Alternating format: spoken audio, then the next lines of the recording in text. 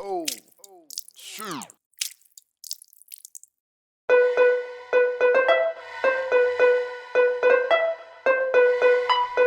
This is a Rick Code exclusive.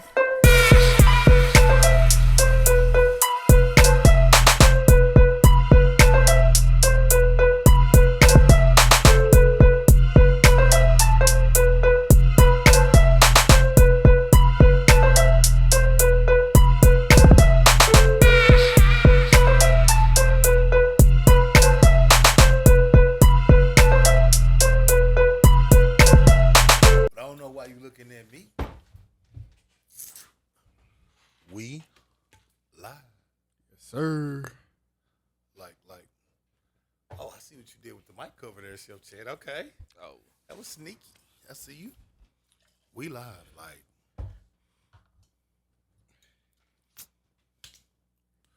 Like the men's 100 meter. Did you just see the finals? Did you see the final results? I didn't see the finals. I know they ran. What's their name? Noah Lyles? Yeah, he got second in the what's the name? No, he just got first. Yeah, they already ran the finals. Yeah, the 100 meter, and he beat them niggas for gold. After talking shit to the NBA players. I didn't get to watch none today, but I know they. Hey, then what make it so bad? Them niggas showed up on some petty shit. And then this nigga won in epic fashion, bro. The nigga won by 500ths of a second. Yeah, because I know yesterday or the day before yesterday, they was talking about how he got second, and he was like, he know what he did, and he wasn't going to let that shit happen again. And we not going to cheers? Like, I couldn't remember if I did or not. I was just talking, and I ain't want to, my fault. That was on me. I do it. but that'll be like one of the. Yeah. Cause I couldn't see your shit. I thought you put my hat. You drink? Oh, yeah, I poured it up. Chat? no. You just got to drink at straight least do wine? water. So what? You gotta do at least water, right? for the shot. Oh, yeah. Well, I know it's Sunday, so I know it's a little different. You want to do a half Hello? shot?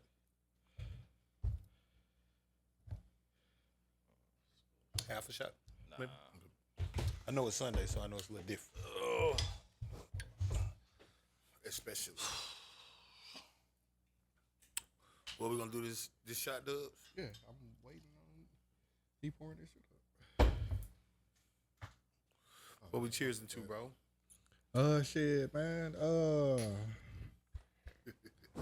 We got one RIP that I can think of. Erica Ash from Mad TV, Survivor's Remorse, and a couple other movies and shows. Never heard of her, but R.I.P. to her.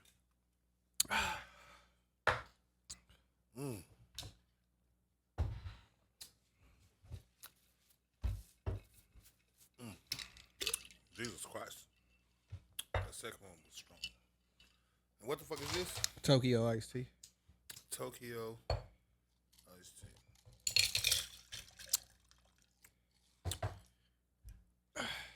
Do I need to mix it? Yeah, I poured some soda on the top, so it might need to. I don't got the spoon, but you can. Let me grab us a mixer. Okay, that's much better. But yeah, bro. I don't really give a fuck about the Olympics. I'm gonna tell you the truth though. I ain't never gave a fuck about the Olympics. I don't like niggas be hype about it. I don't really get it. Yeah, this is the first time I done actually like paid attention to it for real in like a long time. Cause I wanted to see what like the opening ceremony was gonna be like and some of the other shit. Cause you know the 2028 is in LA. Yeah.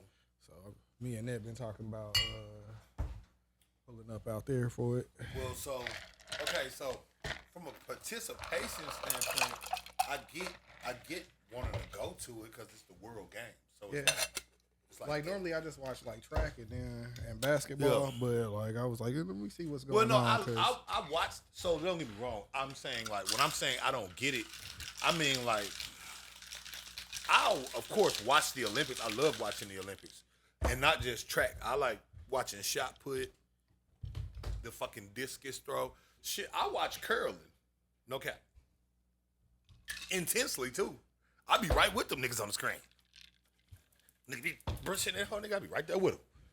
But it doesn't mean nothing. Like it's not like, oh yeah, like win the Olympics. Like I never know when the Olympics are.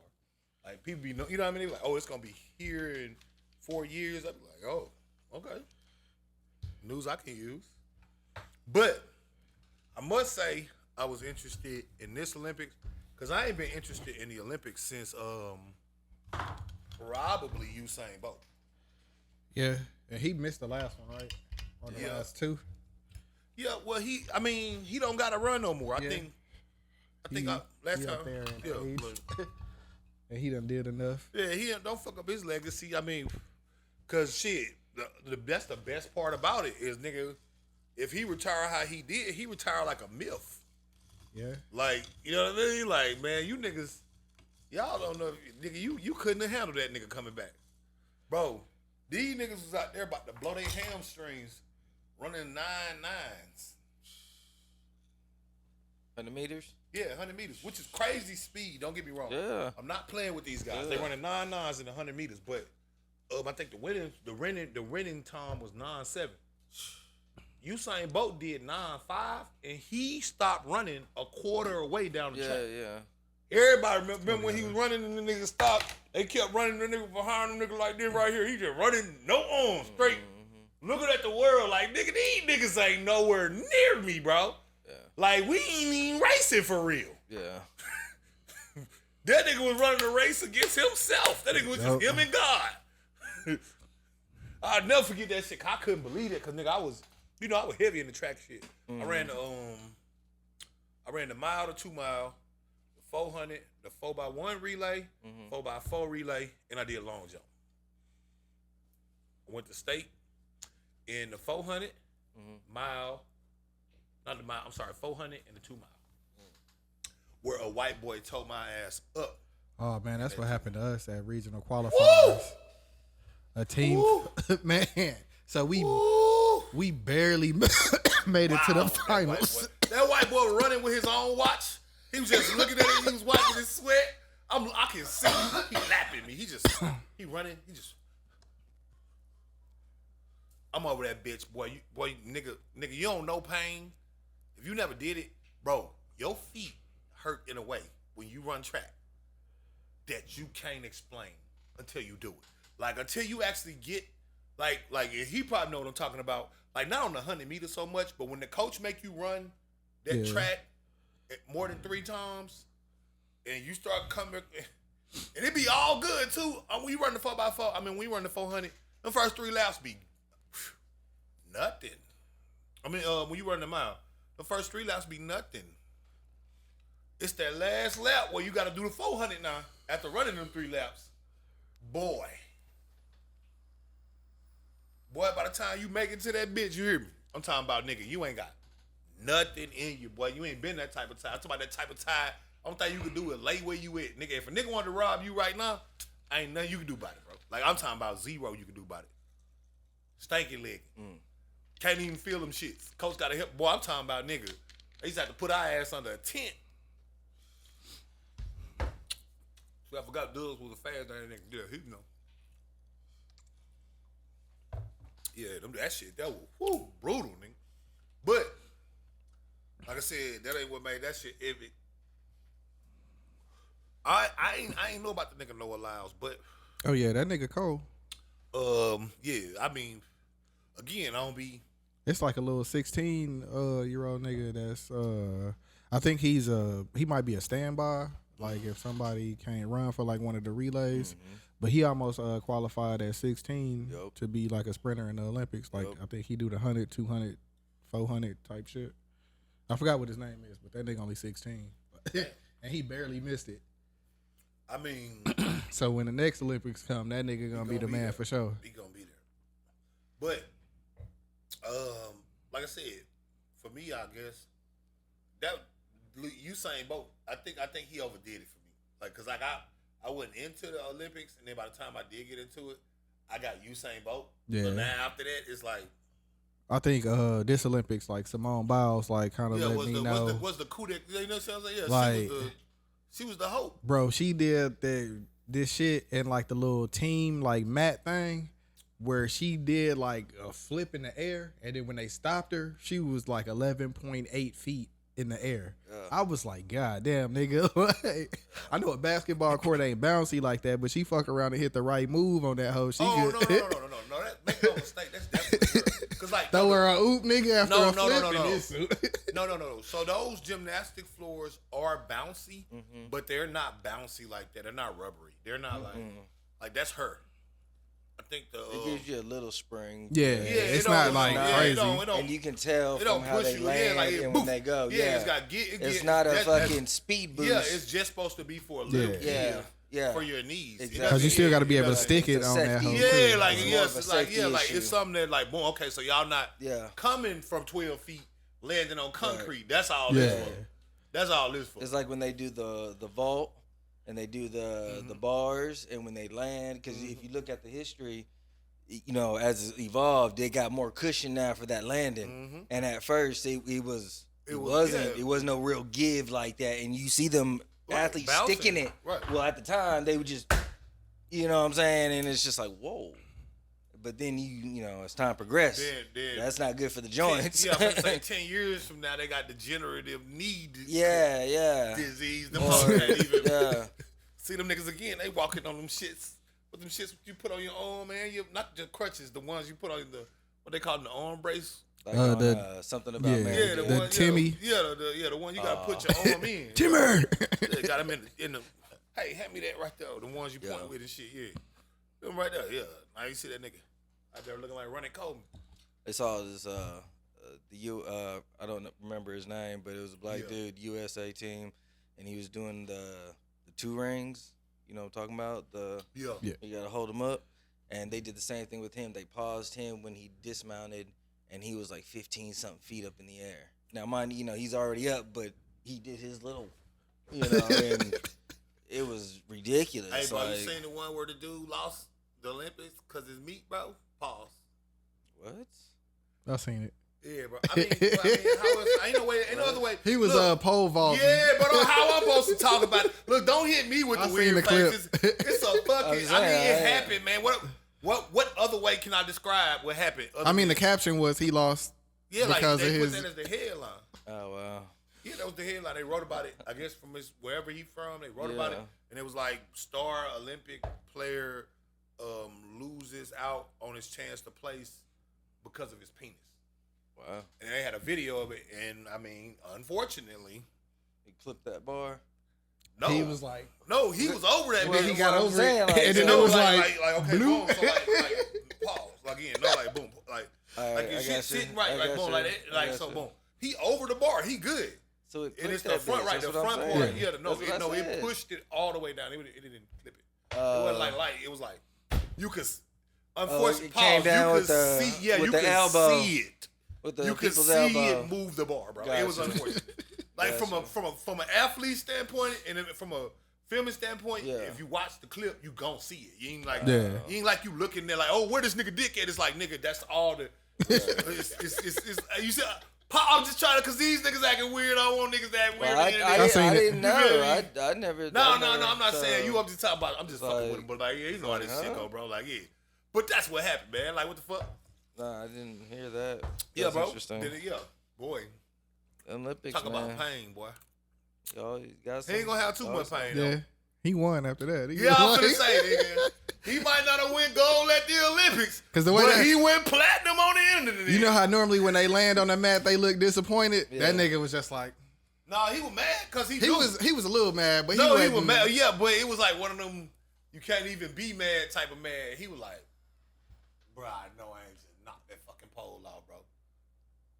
It was one of them types. Like, bro, I know I ain't just knocked that bitch off in the way I think I knocked that bitch off. This bitch don't never happen, bro.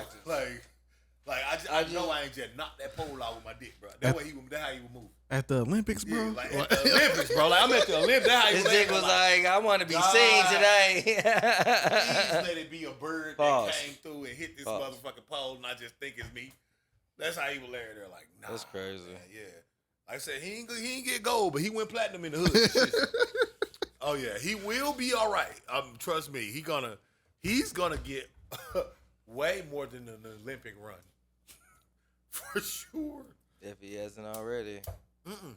Well, I'm saying. Oh no. I'm saying because it was immediate, no question. No, I'm saying like what you talking about. It was immediate. No, I'm talking about as soon as he got up, it was like, oh, you'll get him next time, and then they put the replay on the jumbotron. No, all I the get bitches you. was like, hey, are you okay? You know, the Olympics is supposed to be like a big thing when it comes to right, and then everybody bitches was fucking. just hitting him like, hey, Before that, anyway, like I saw the what happened. condoms are like serious out there. They got the, you know, what I'm saying every Olympics they got the condoms, the Olympic condoms. Yeah, and because shit. it's a orgy. It's one big what the fuck, yeah. I mean, you gotta sit there and think though. It's what Top athletes all around the world. How many people you think actually travel in for the Olympics? Well, they said for this one, it was going to be an extra 10 million right. that was So coming we through talking about, from start to end. Right. An extra 10 million for the area. Right. So what we talking about? What? 15 million plus the population of the city. Mm-hmm. Niggas from the outskirts coming through. Right. They not going to the games, but they just They pass. just outside. They ain't gotta. They here for the festivities. You ain't gotta go nowhere. We know you gonna be at the club tonight, nigga. You gotta go. You know what it is.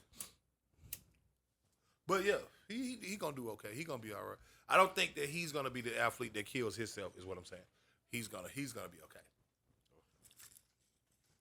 But yo, Simone Biles says she's gonna retire. Mm-hmm. It's a good time too. 27. Yeah, Damn, that's boy. for real. Like them niggas start out as like preteens Teens. and yeah. Yeah, but it's like Some nines, it's tens. But it's like it's such a small window that they operate in. Cause like, what was Bolt when he stopped? Probably around 30ish. Right, around 30. Like, And that's where she would be when the next one come around. You know what I'm she be saying? 31. Yeah, I think she's trying to have some kids. Yeah. I did not know that bitch was that small though. Yeah, she's real small.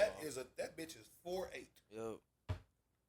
So, you know, they got the science shit out on the Olympics and all the athletes, which we've watched before, previous for other things, but they were explaining how her size and everything is such a good advantage for her because of how the spins and the flips and shit like that, and how she can do certain shit. And then they broke down like the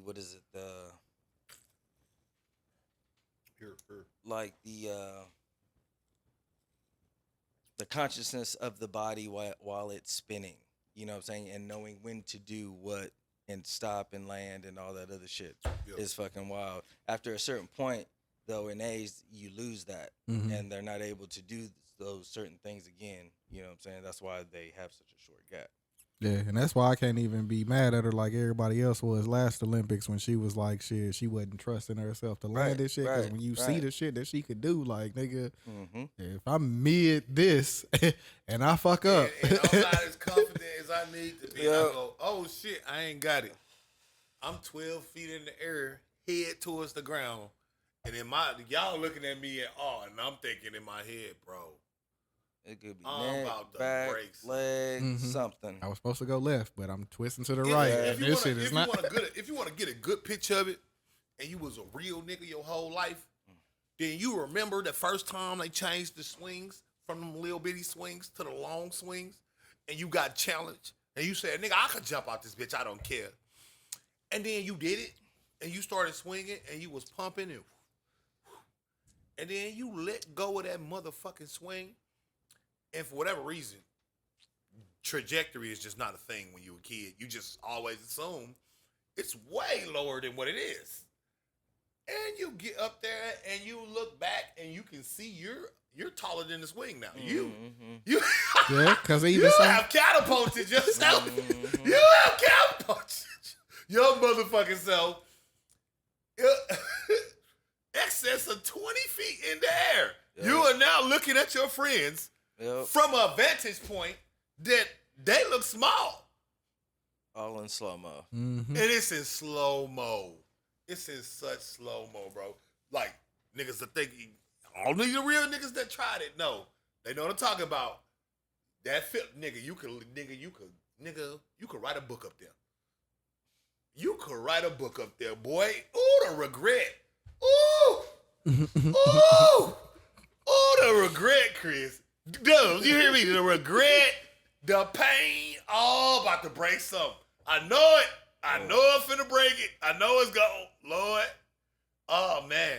You know you done fucked up, right? You know you done fucked up, right? As a fucking 9, 10-year-old, I'm up in that bitch repenting. I'm up here like, yo, bro. I just, now at this point, I just don't want to land bad because then they're going to laugh at me. So now I'm just trying to like, I got to tough this up. So you got to try to hit the tuck and roll. Niggas know. Or you trying to land that bitch. You ever land that bitch? Oh, the shockwave. You ever land that bitch as a kid trying to be a tough nigga? Well, when I was on the swing, I made sure I wasn't at the highest point when I just let go. Mm-hmm. Like, yes, I wasn't never that high. Like, nigga, I'm like, shit, I'm tall. Nigga, this shit is a little different. So. Bro. No, I seen a nigga chip they tooth. You know how they got the wood chips and then they got like the wood or whatever or around that. Yep. Nigga, boop. I was like, yeah, that's enough. No. When my hood, and I don't know why, because this is Mississippi. I'm in Mississippi, where everybody thinks we riding horses and shit. No. We BMXers. We are back flippers if there's a mattress. Yeah, we are do tricks on scooters that demolish your shins. We are, you know what an aerial is? Like skating? Mm-hmm. Yeah. No, not that. Talk about skating. I mean flipping. When you do an aerial. Yeah, it's like a handstand. It was like a round off, but with no hands. Right, exactly. It's a cartwheel with no hands.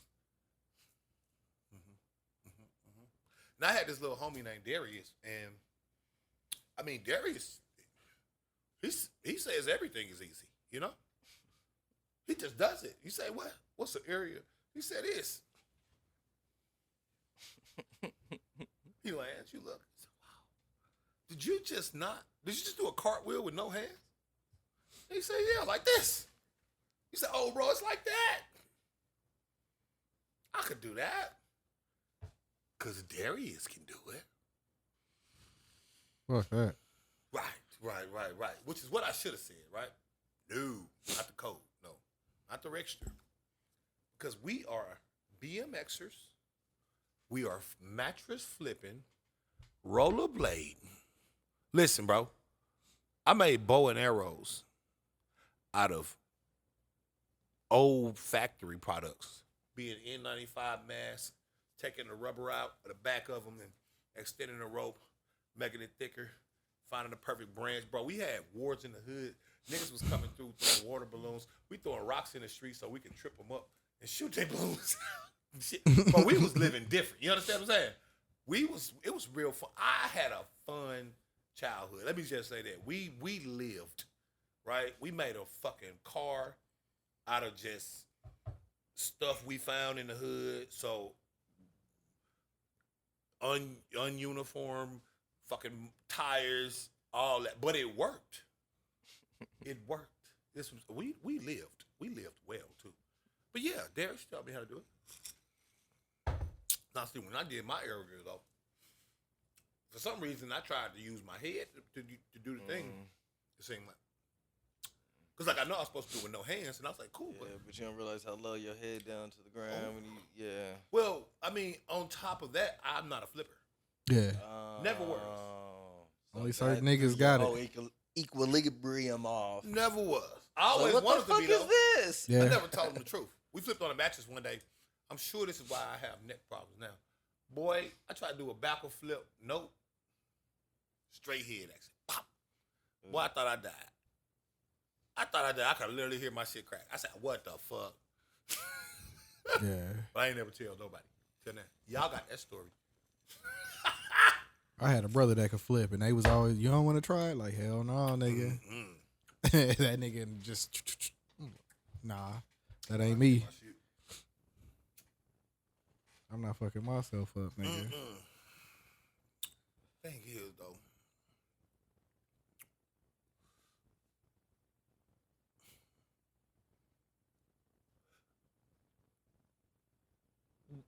do you think Simone Biles would have a kid that would be in the gymnastics? Just because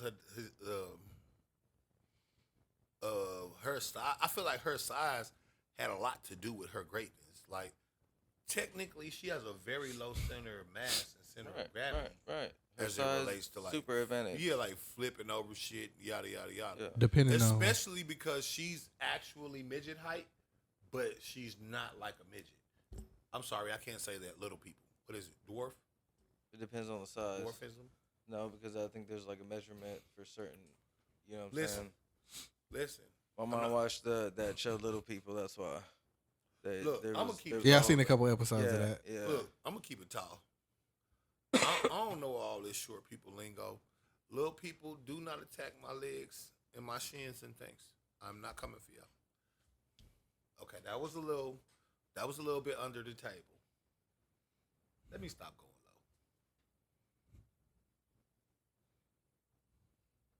low. They gonna come for you. They gonna be waiting, nigga. Oh, dude with the nunchucks. Listen, bros. You know what I'm talking about? You know what I'm talking about? Him, the nigga from Jackass. Listen, Yeah. listen, bro. Listen. I don't want no Man come smoke. skating up on the I skateboard. don't want no smoke with the height challenge community. I'm talking to everybody under 5'8". The comedian. I don't know if you've seen him. Oh, you He's thought I an was older talking about person. like, oh no, not midgets. White Y'all dude. all midgets. Yeah. He's All you married to little an 5 Asian, foot women, all you 5 foot woman. men. She's like a Fuck all y'all. I'm just Super, kidding, man. like, I love y'all, man. That's a joke. state champion or whatever, like karate person. Mm-hmm. He does stand up anyway. But yeah, another little person. Oh. We were talking about little people. Well, We was shouting them out, you know what I'm saying? Yeah. Giving a little balance into the. what's that song? They got Right. little hands, little eyes. Don't want no short people. What's that song? How that shit go? I know too much. Damn, You never heard that? they got a short people diss song, nigga. No, that nigga made that shit a long time ago too. I love that song, but it's just a good song. Again, I don't hate short people. Some of my favorite people are short. Some of my best friends are short. Some of my best loves, and my best love is short. I was just joking, but I know on a serious thing, I was saying because the dudes that she's with, I just don't think that she would ever be able to replicate herself in that way. Well, she married to a football player. But yeah, Right, but that that's what I'm nigga saying. safety. So, right, but So depending on what end of the genetics it go to, it's probably gonna be athletic regardless. I mean, it's gonna be, but it's depending on it's I just don't see it because you gotta sit there, right, bro. You gotta sit there and think, bro. Like, what people describe LeBron for basketball, that's what Simone Biles is for gymnastics. yeah, Right. Like she's a regular size 4'8" woman. Like nothing about her is disproportionate. She doesn't have like super long, like you know what I mean. She doesn't look. Her arms aren't stubby. Her hands aren't stubby. Her legs aren't stubby. She's just 4'8". That's just her height. She doesn't. You see what I'm saying? Like she doesn't have issues running. She doesn't. You see what I'm saying? Yeah. Or any of that. Like her normal anatomy. Randy Newman. Yeah. Waist. Yeah. You never heard that shit about her? Nah, but that nigga always be having some Well, shit. that was my shit, man. That was my shit, man. First time I heard that shit, I was like, oh yeah, that's my shit. But you know, that's what I'm saying. Like her physical structure as it relates to like being able to flip and shit. Like all the best people I know that can flip real good are short as shit. It's funny. I see those videos now where it'd be like, unfortunately, I didn't qualify for the Olympics, and I've seen the people. Oh yeah, yeah. I seen it too. And I seen never heard the. this? My motivation is to change the course of Western music. I don't like the way it's been going. Is he still alive? Hell no. Let's get it, man. Listen. Let's talk. Let's get the short people anthem going.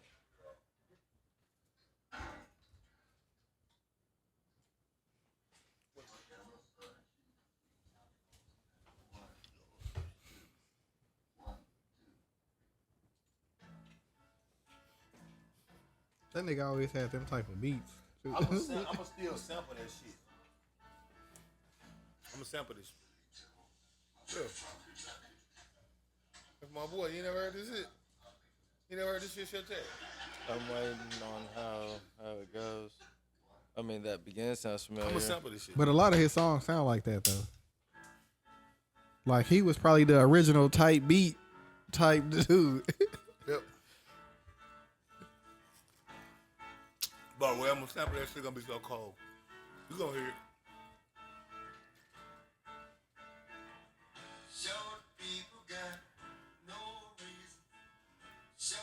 No, I've never heard this. No reason. Short people got no reason to live. Little hands, little eyes.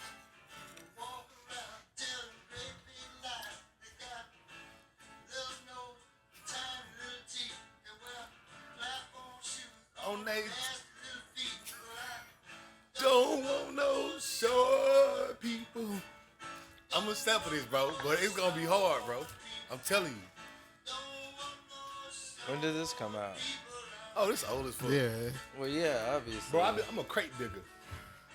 All I do is I just go on YouTube and I might type in 1970s songs people never heard, and I'll just go down, just some obscure shit Right. you ain't never ever gonna come across, and Them headphones is crazy. they clean to me. But it's like it's a crazy design yeah. though. Like that seemed like an efficient like design. No, like we just on some bullshit. Oh.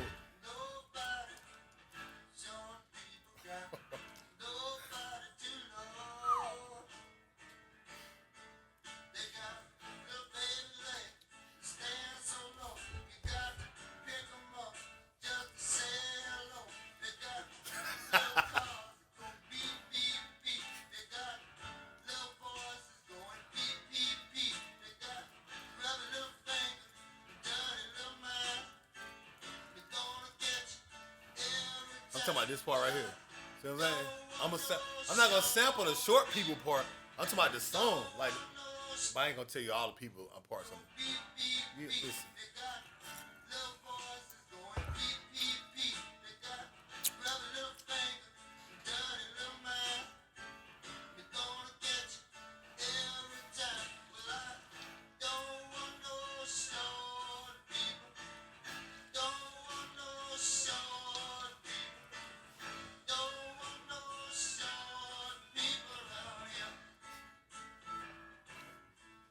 Like he died like recently, right? Oh.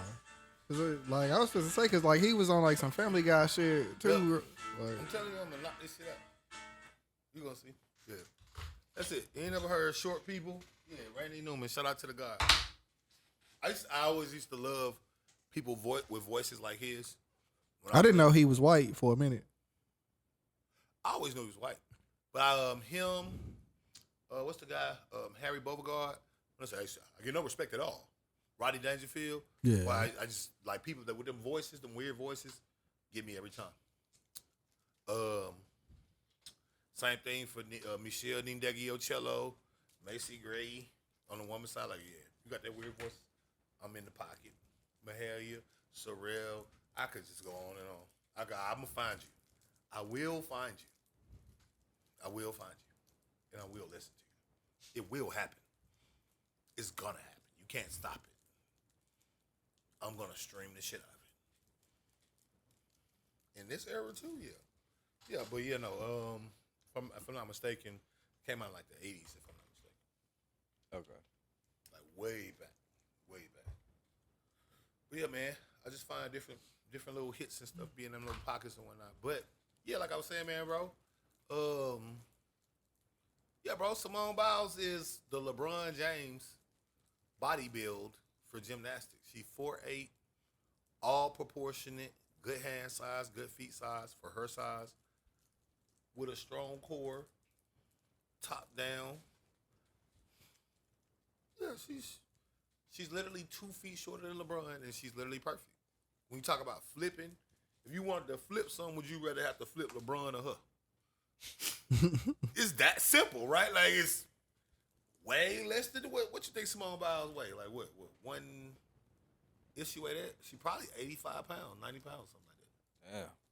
Think about it. She's a gymnast, so she's not. There's not a lot of fat and things there. She's got a lot of muscle, undoubtedly, but I doubt. Yeah, she's probably like 90 pounds, something like that. Yeah, you pick her up probably like. So and then she's all strength. So she probably 90 pounds and probably realistically squatting like 500 pounds if she had to. Like if she was put under a stress test when she had to, I think Simone Biles will pick up 500 pounds with her legs. Right? Yeah, easy. So we talking about what, 5-1 on her strength ratio? Goddamn right. She 11 feet. She pushing this shit. She could have pushed the fucking, you see what I'm saying? She could have pushed LeBron up. With her leg strength and her, because like you said, I was watching videos of her, and she was doing this shit, bro. She's like 4, 5. She was already doing like full twist turns and shit. Like, like, you know what I'm saying? Like she been. The situational awareness is super heightened. Her sense is just phenomenal. Like business. Like she was doing shit. You couldn't even the shit they doing in Jet Li movies, the special effects. She was doing that shit as a Crouching Tiger, Hidden Dragon type. You seen it when she right? You seen it when she did the motherfucking pitch. Mother walked right up to the mound, did a fucking full twist. Oh yeah. Landed and threw the ball. Yeah. Like she didn't even do no wind up and nothing. They were like, no, you know, nigga, everything in the hood need a round off. Yeah. No, nigga, she was standing there, did a full twist, and then threw the ball. She wasn't no like most niggas need they needed first out they need a running start. They gotta do the cartwheel into the note, right? Full twist, right? They gotta do the cartwheel, then they gotta do a note, then they do the twist. We know everybody got a hood flipper. If you ain't a pause, not in that way. Two different flippers. I'm talking about niggas that flip. Yeah, I got you. Like athletically, gymnastically, not a hood flipper, as in. Like the video of the dude that did the backflip off the 2-story or the 1-story. And Right. Fell. Like you just saw his whole body just collapse. It's just like, bro, like good effort, but it was just I know too niggas that high. could do that. No cap. Like, I know niggas that could flip off a house. Full and do. I remember. I used to love to do it because I used to do the flip, and I used to do this. They used to do this back flip. I just love it to death. It's like I don't know how niggas even get to know they can do this shit, bro. But you could do it. It's a back flip. I'm pretty sure you probably seen it because you was one of them running ass niggas. It's when them niggas do that flip where they kind of like slow down time when they do the flip. Oh, where they run and then they do like that. It's like that, that's how he'll flip out the house. You do like a full jack. The Swanton bomb type shit. Straight Jeff Hardy type shit. And then I'm looking at this nigga flip over my head, arms out like that. He just laying. Straight out the house. Shout out to Jeff Hardy, man. Yeah, bro. But yeah, no. None of them niggas would have been fucking with her easily. So it's like, bro, that girl there's. But yeah, nah, she can't remake one of her. Because I don't think that's even. Like, her parents I don't even think are her size. Yeah, but I mean, with keeping the genetics going on with like another professional player, you know, you might be able to. They might not be like the ultimate athlete, but they might be able to make a name for themselves. No, I'm not questioning if she can. If they choose to do that, I'm not questioning if she can make another athletic child. I mean, again, her husband in the NFL, she's the greatest fucking gymnast of ever, right? So like, of course they can, right? But unlike LeBron, right? Bronny is cool. Bryce gonna be a dog. So Bron got him one. Hey, Carmelo's son. Carmelo, I was just gonna say, Melo got him one. Hell, Kenyon Martin got him one. Right? Where they can say, if they give his son some minutes in the league, I think he'll be something. Yeah, that's what I'm saying. Where they can, where they can legitimately say, okay, these guys, these ones right here, they might literally threaten their pop's reputation because of their abilities.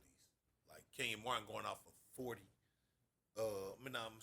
Kenyon Anthony going off of fucking 40 on like 12 shots and shit. Like this nigga something different out the same habitat.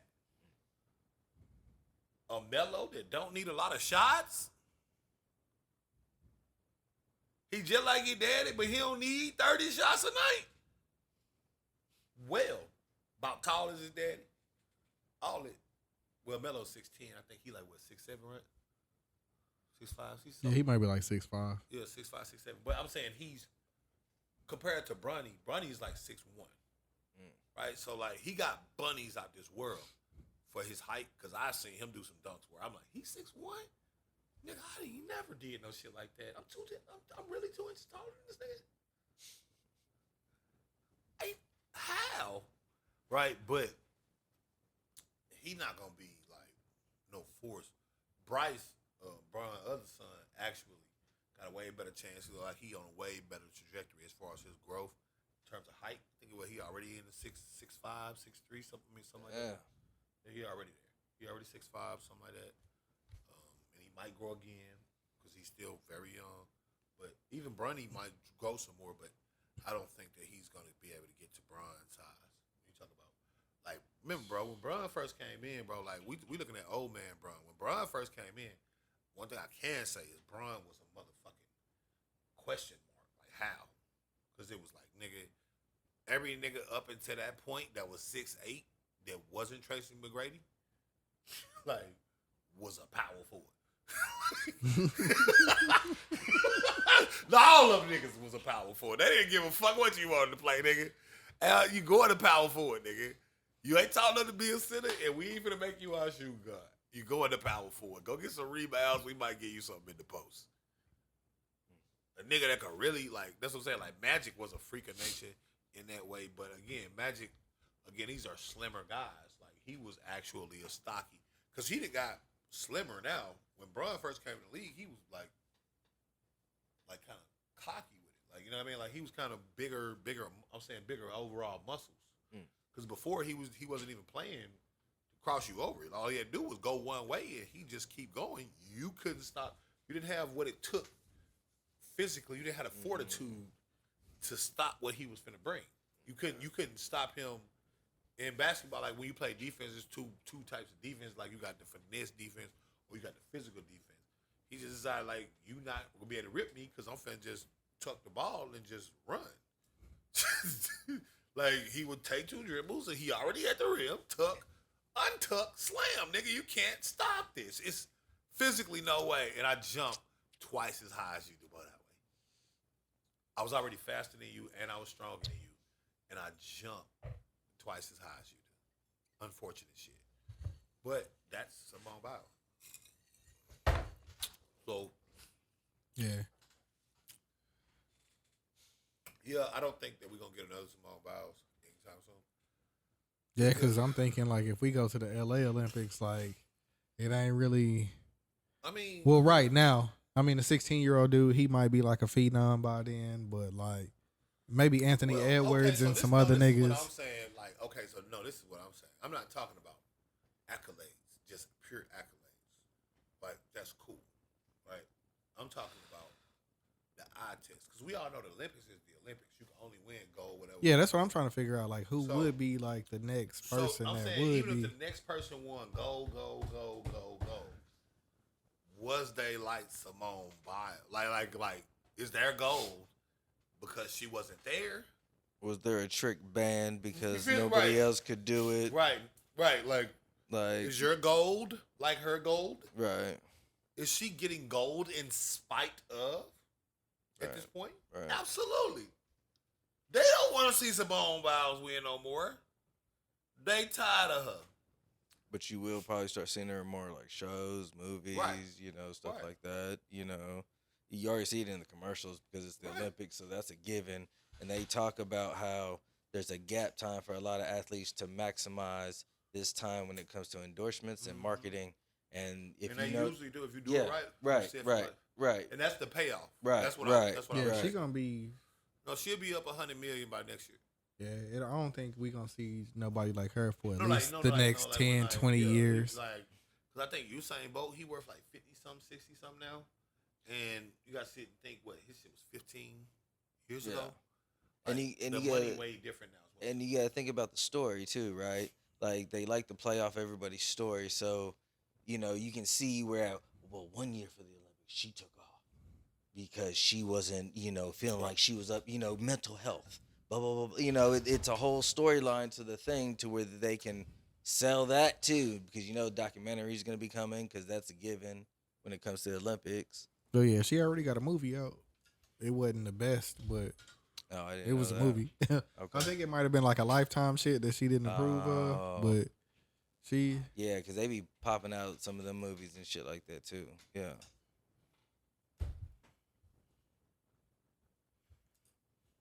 No, the thing is, yeah, she'll be, like I said, she'll be up 100 million by next year. I mean, because of course she's undoubtedly rich, but like, I think she's on her retirement part, and you know, once they start going towards their retirement, that's when people really start to like them, as far as their image, because they don't have anything, like, you're not tying them to anything else. Meaning, like, okay, boom, you fucking with Simone Biles for what she won. Because, like, if you endorse her and then she lose, it's like, boom, it's the fall off, the great white hype. Like, it's like every undefeated boxer the day after they lost, right? Like, shit is different, boy. Like, you was the king of the world, nigga, lose one fight. That nigga like, yeah. We knew he wasn't gonna be shit. Nigga, I'm 37-1. What the fuck? There. I've been doing this shit for like 20 years. Bro, Right. I beat 7 niggas that was champions. Niggas like, yeah, he fell off.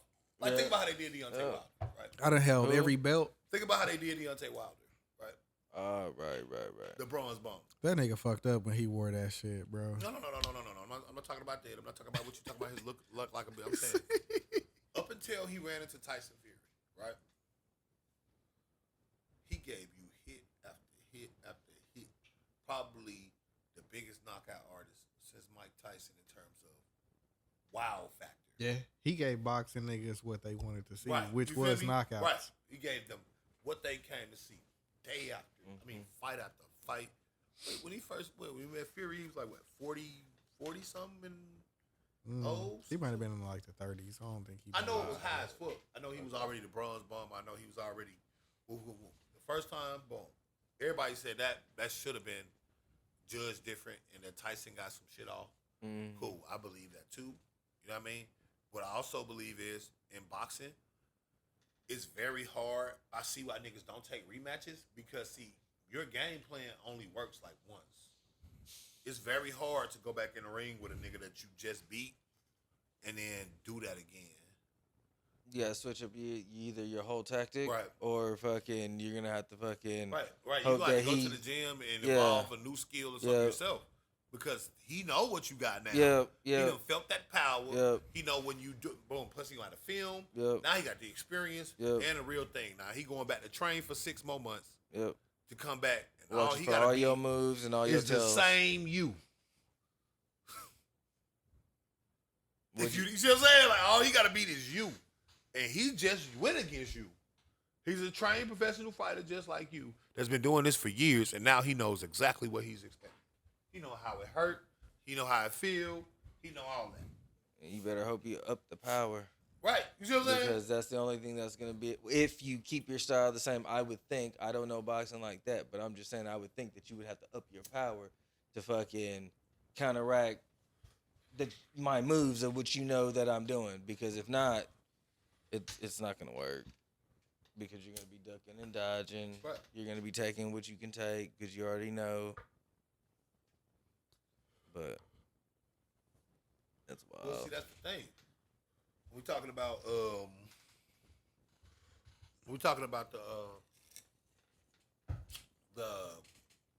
boxing world. Yeah, you only good as your last fight. Right. And I mean that's true for most things though. So Right. like look at Drake right now. I mean, just being honest, like look at the temperatures, right? Like everybody got to chill out. Like Drake got to chill out. Not like he fell off or nothing like that, but I'm saying he got to chill out. He got to give niggas time to miss him now. He not. That nigga finna drop an album. Right. Which is gonna be a But bad that's idea. because he's like has to, right? He don't have to, but It's a bad idea. Drake being Drake, he gon' It's a bad Drake. idea. It's a bad idea. Cause it's not gonna garner him new people right now. Cause people people are in groupthink mode, so they gonna hate that album out of spite. What? Bro, Niggas waiting on this hoe to be some dance hall shit. bro, that's so what I'm that saying. Like they can be like, oh, bro, nigga, gotta- you can't bro, rap. Again, equating it back to the boxing shit. If you gonna do that, you gotta come with some music style and shit. Niggas just never heard, never even like processed. Right? They already got ghostwriting allegations.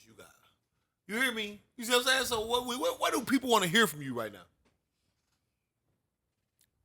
Niggas want something harder than the hard part 6. It's And gotta you be not gonna hard. give it to him. No, I You mean, giving people everything well, but that. He got man, quit playing. Like he got way hard shit than that. I mean, bro. I mean, that's what niggas want right now, because niggas want the beef to Hey, continue. bro, I done told y'all, man. Y'all gonna quit. In time, y'all gonna say Rick was right, because I always am. Right? Watch and see. Family Matters is that was one hell of a song. I'm not saying that. We still on that. It was a good song, bro. I'm telling you. As far as a diss record from a light skinned nigga, that was one hell of a song. A diss record from a light skinned nigga that was contemporarily known as pretty much a pretty boy pussy nigga.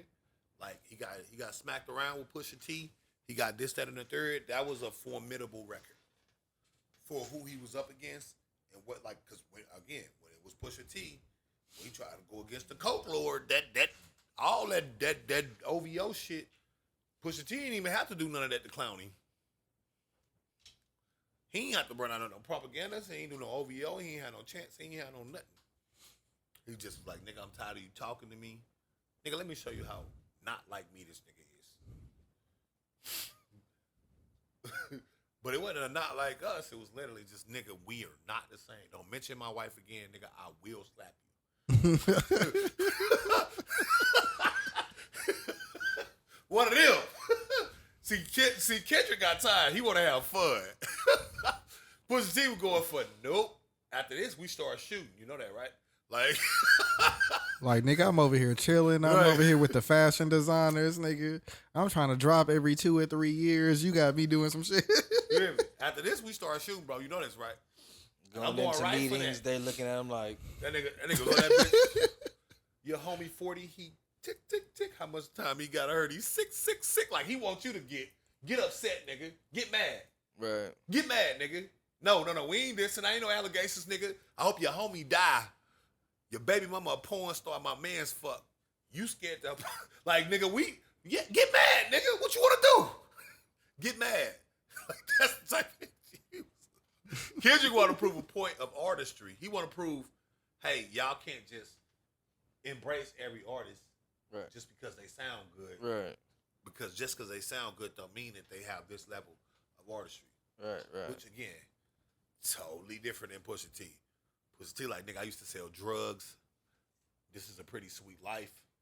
You try to take this from me, bro. You know what that come with, right? You know how this gonna go, right? You hear me, Drake, right? Drake, you hear me? We not rapping, Drake. I'm not rapping. This ain't no bars, Drake. That's your real life. That's crazy. This ain't no angle. This your real life. I really hope your man die. I won't even go, Drake. You hear me? You feeling me? You hear me? You feel what I'm saying?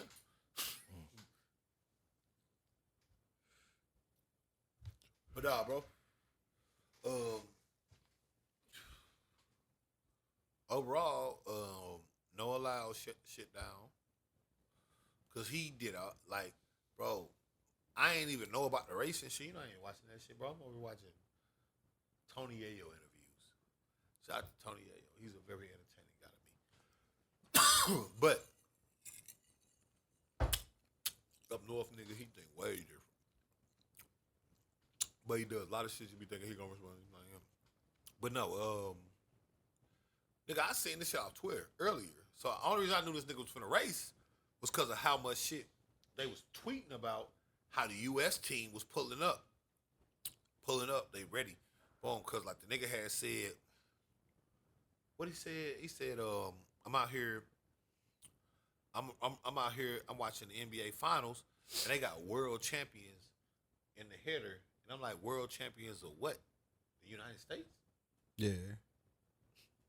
He's trying to say like the NBA championship is not a world championship because they not the best team not playing like the best team from Europe or the best team from Spain or Australia or Canada. Which is very valid. Yeah.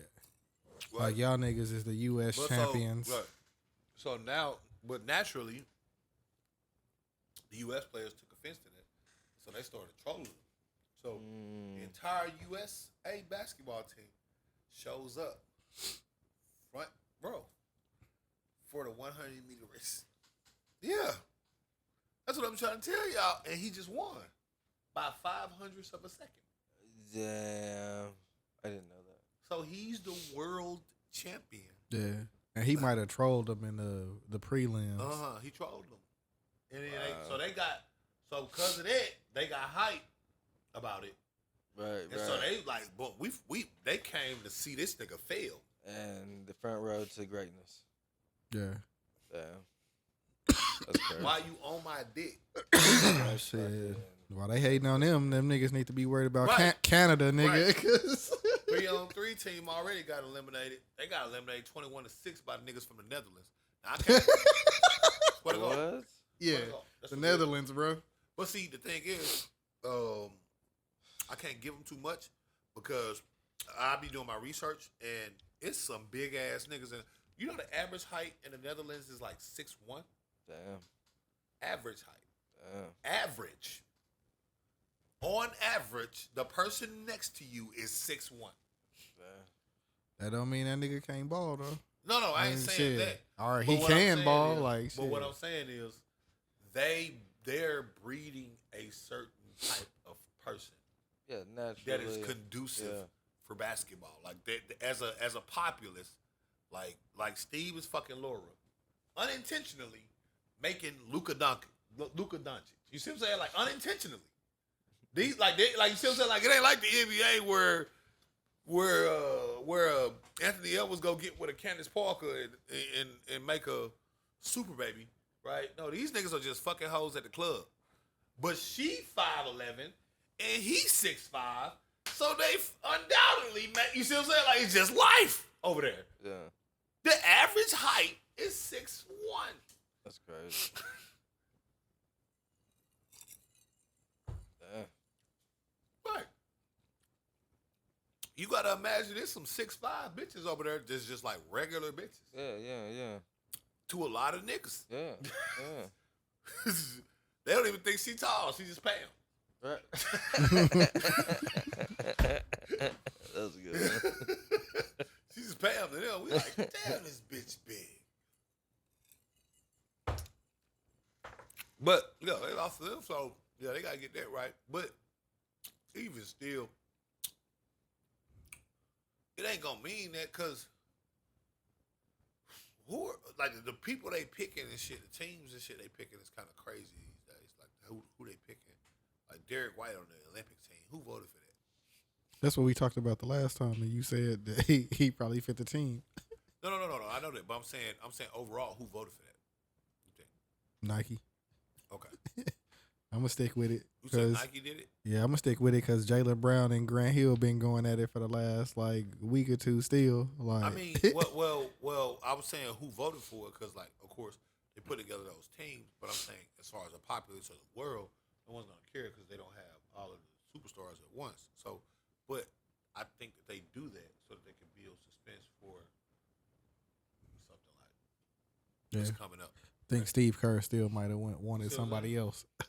I mean, it don't even have to be Jaylen Brown, but right. But I mean, for Derek White, they could have got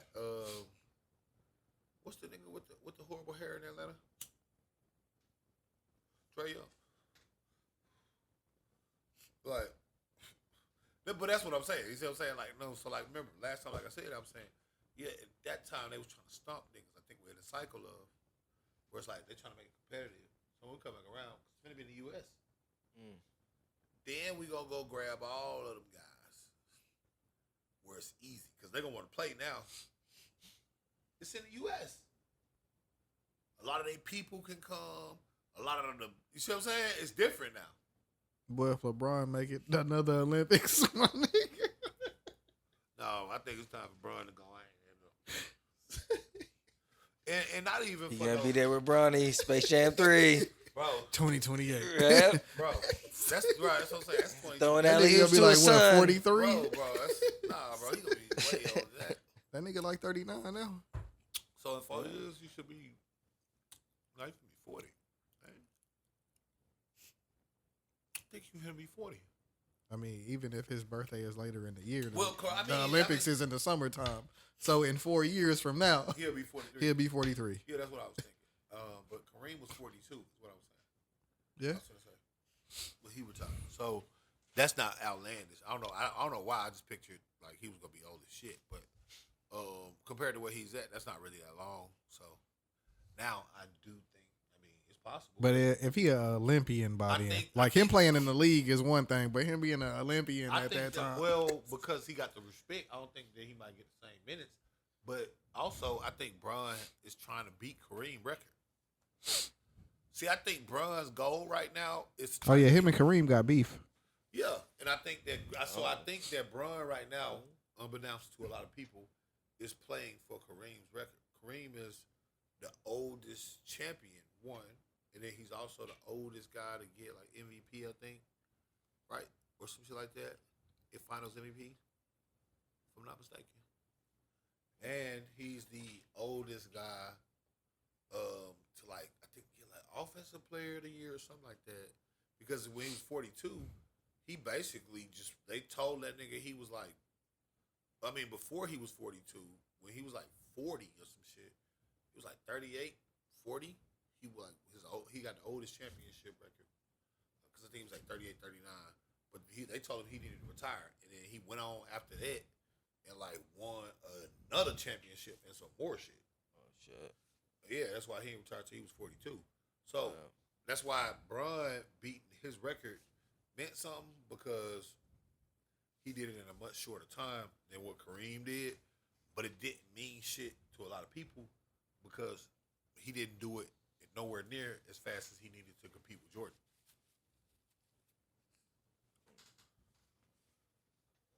I mean, Jordan theoretically, minus the seasons that he wasn't in, all those good healthy seasons, he would have got 40,000 probably fucking by 2001.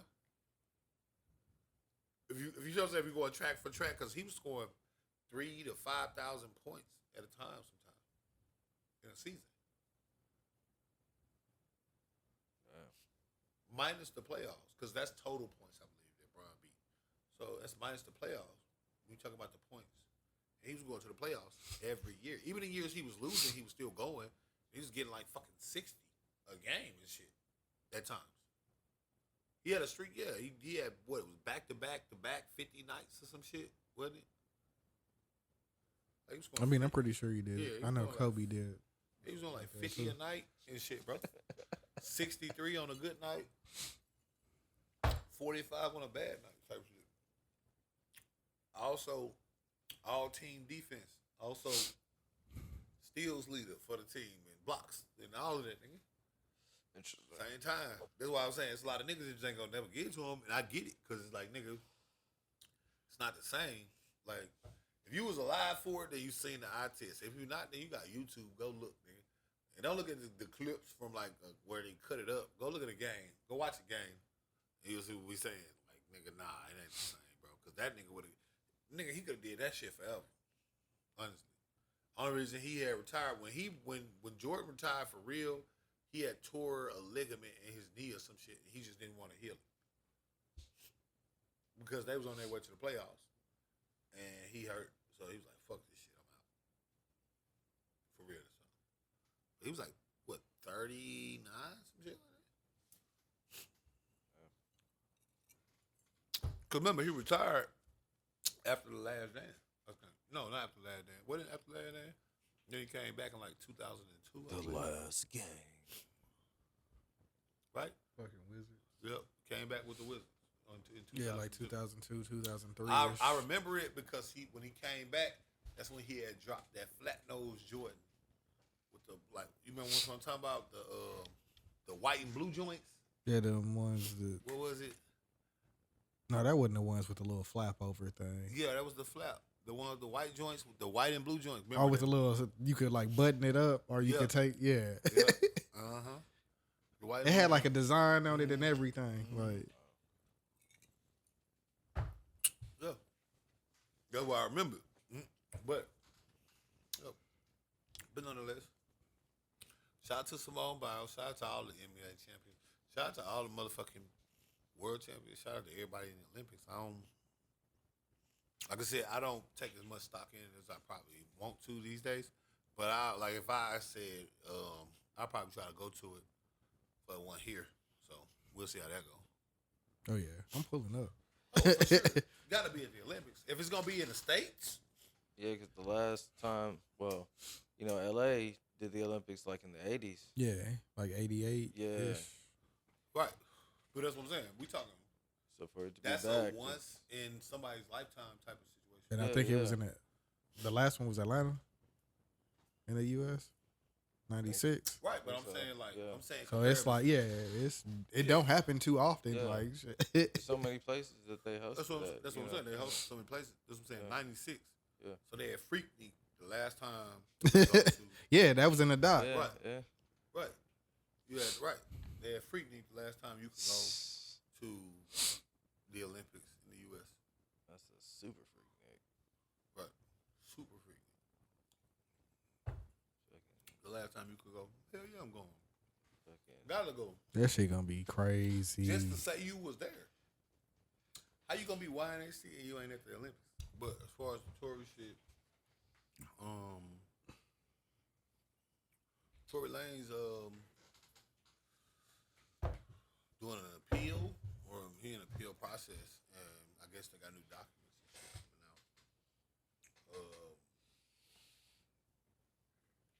And the most recent documentation that they have out is basically From the driver, right? from the driver. But this is information apparently to my girl Paradise Paris. She keeping me up on this shit. You know I'll be reading this shit. But so they had this in the original court paperwork as far as like the driver's testimony. However, for whatever reason, the DA said that she didn't want to. She said that she didn't want to look into, or she didn't have time to cross-examine him. So, for the most part, they kept it out. And at the trial or something, he said he tried to testify, but the judge said that it would take additional time that they didn't need or something like that, as far as the story goes. And that's basically why they just ignored it. But the driver, of course, is Tory's driver. So they might be trying to say that it's like bias or something like that. Or basically, he's not telling the full truth, or he could be whatever. But nonetheless, he is an eyewitness. And the thing is, I don't know if he ever got a chance to talk to the other guy they ended up having testify, but his story lined up heavily with his. And you know who else story lined up heavily with? Mine. Because, nigga, I motherfucking told y'all that's what the fuck happened. I told y'all that's what the fuck happened. I already knew it, nigga. Big ass was whooping the shit out of Kelsey. Kelsey went there, grabbed that hammer, and Tory took it from him. That's how he got the gun.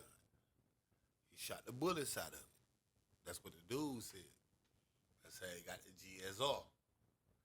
As far as the gunshot, I don't even think that shit ever happened. I'm gonna be real.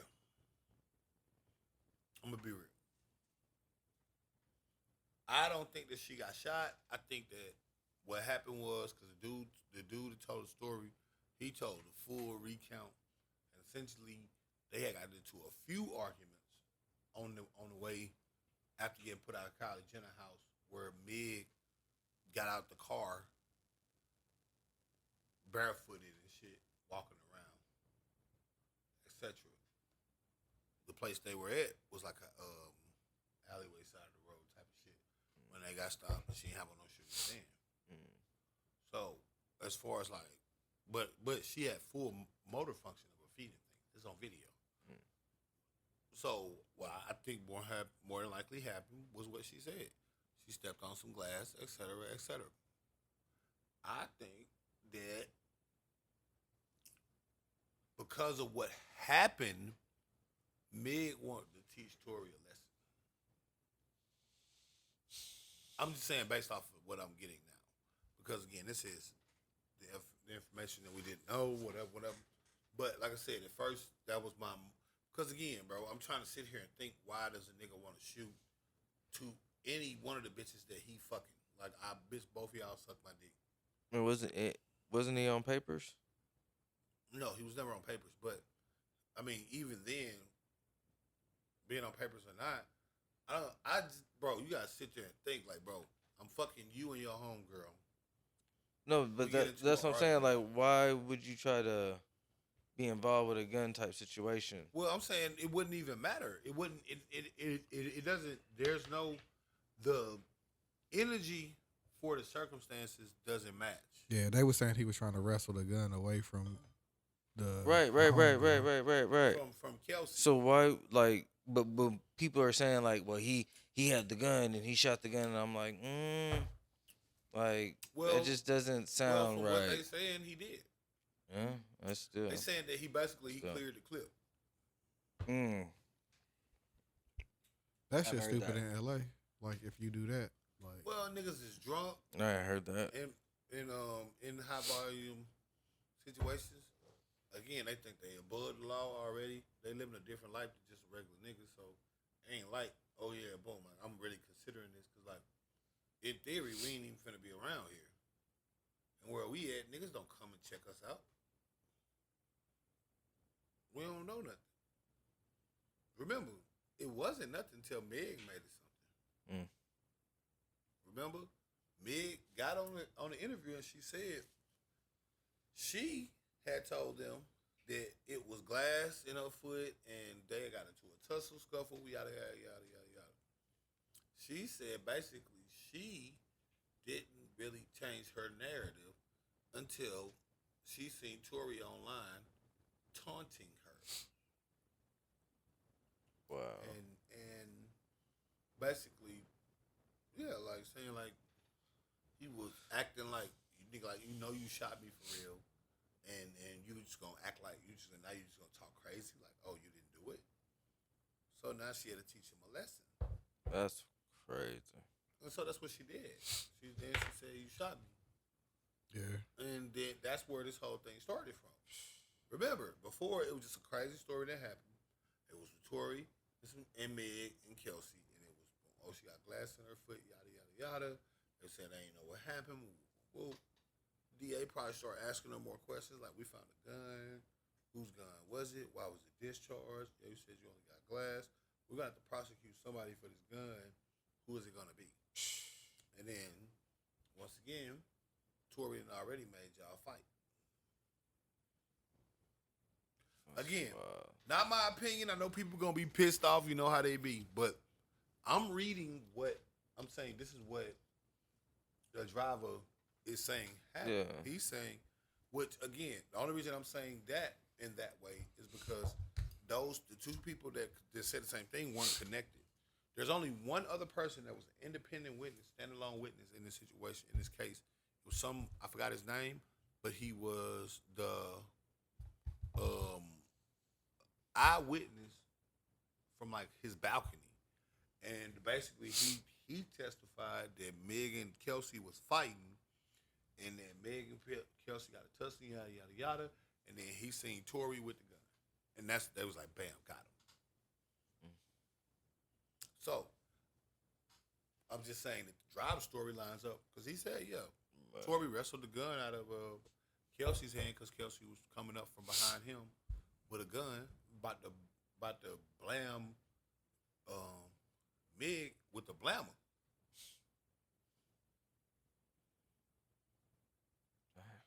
And Tori seen it, grabbed the gun, probably like, man, y'all wildin', give me this gun, y'all chill. Whoop, whoop, whoop.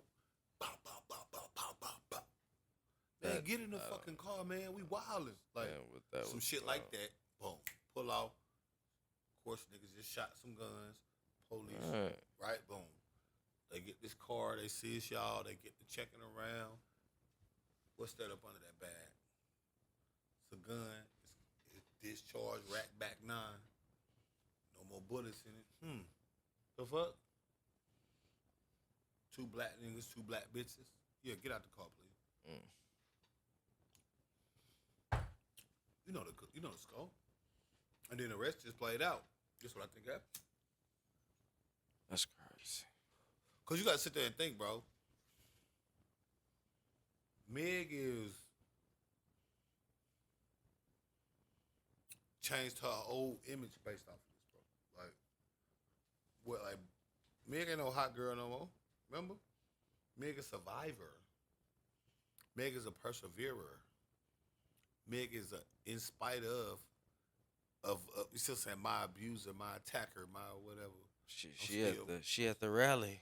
Right. You see what I'm saying? Like, Like she's a different. Yeah, like before she was just a little freaky bitch that was talking boss woman talk.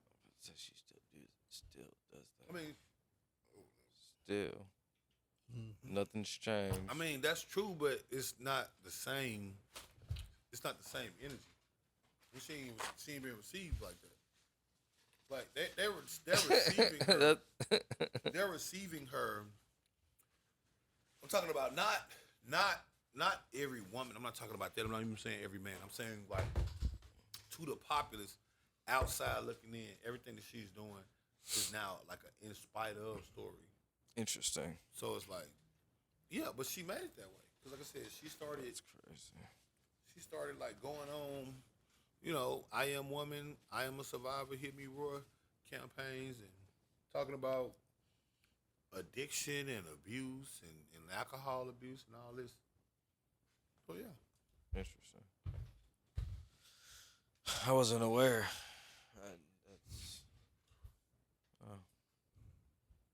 It's crazy how people can change the character like that. Yeah, something different happened. Cause that nigga Joe was talking about it on his podcast, and the chick Kelsey hit him and was like, "Hey," he pretty much saying what Rick was saying, and she was like, "Hey, don't talk about that shit no more on there." And he was like, "Shit, you got immunity. Like, Right. what the fuck do me talking about this shit on the podcast got to do with you? Right. Like, you don't want niggas to talk about what really went down." Right. Like, Shout out to Joe Budden for even saying that, but yeah.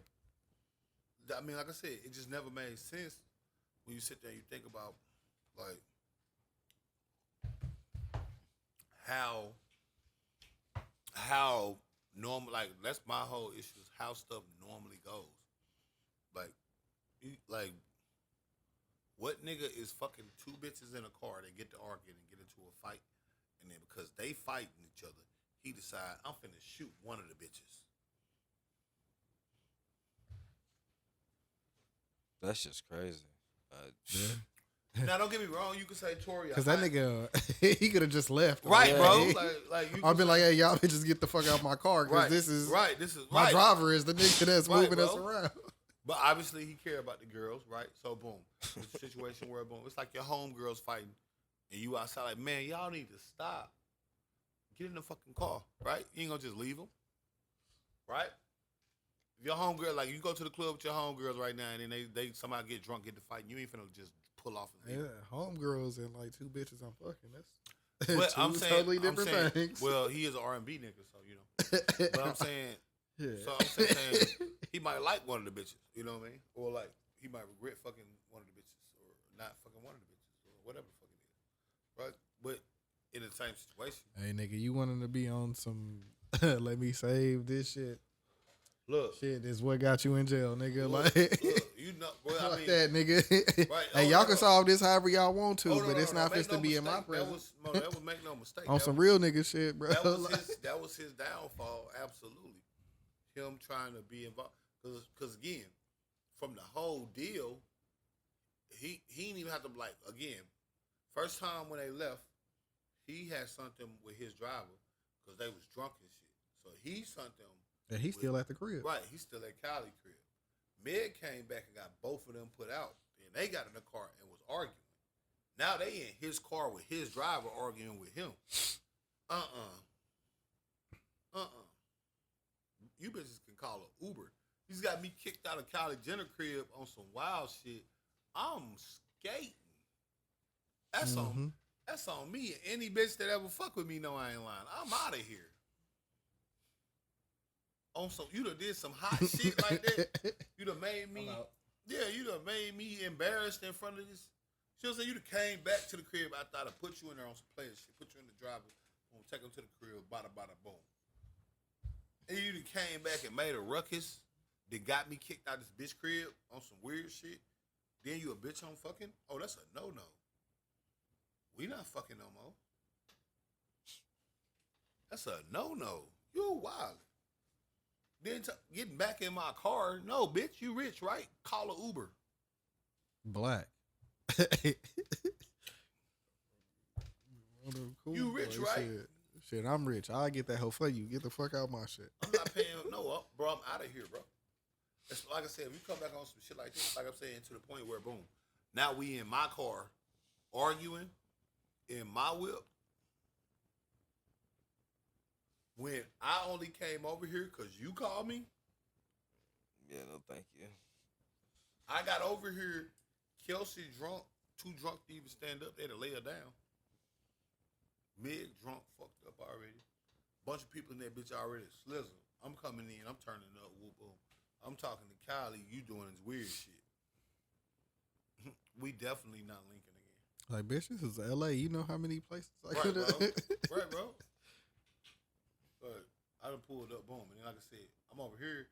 I'm on some player shit. So I'm telling him, hey, go take some to the crib on some driving shit. You just stay back around. I'm gonna be here. Mm-hmm. Ain't nothing. I'm good. I'm safe. They got security. Yada, boom. Oh.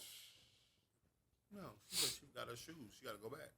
She go back and turn it the fuck up. Get y'all both kicked out. Yeah, at that point, you can get all your shit out of my car. No. On me. On me, you can get all your shit out of my car. On me. And then, y'all get to arguing once. She get out the car, go to the bus stop. You go talk to the bitch. Get her back in the car where she start arguing again. Now you getting irritated. Before you was just trying to calm her down because she on some drunk bitch shit. You know how niggas go. You know how it be. You done been at the club. You said it. Like, go with the girls. Like, baby, chill out. Bitch, you tripping. Like, it get. After a while, it's like, all right, bitch. Like, you doing the most. She get back in the car, so again. So he get mad. He gonna go and pop it out. Oh, bitch, that's what we on? Bitch, I been fucking her. That's supposed to be your best friend, right? Hey, I've been fucking this bitch the whole time. Megan, is this true? Well, no, I mean, define, like, what? Megan, is this true?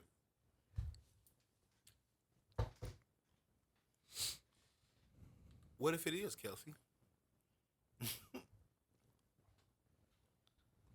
And apparently, not only did he say that, but he was talking about other people she did that with.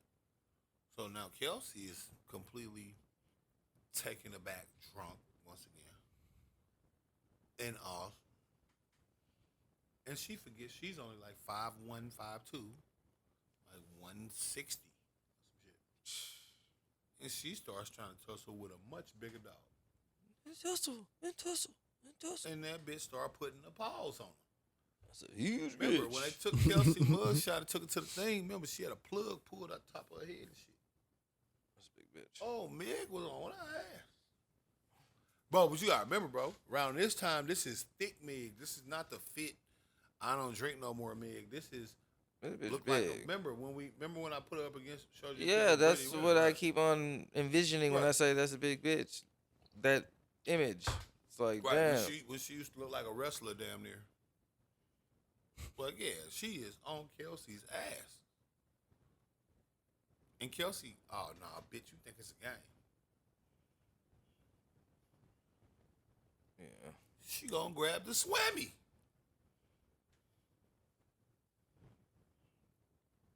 she try to up the Iki. My nigga like, man, y'all wildin'.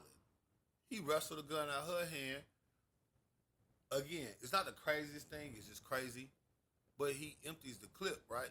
Now, me, That's just wild.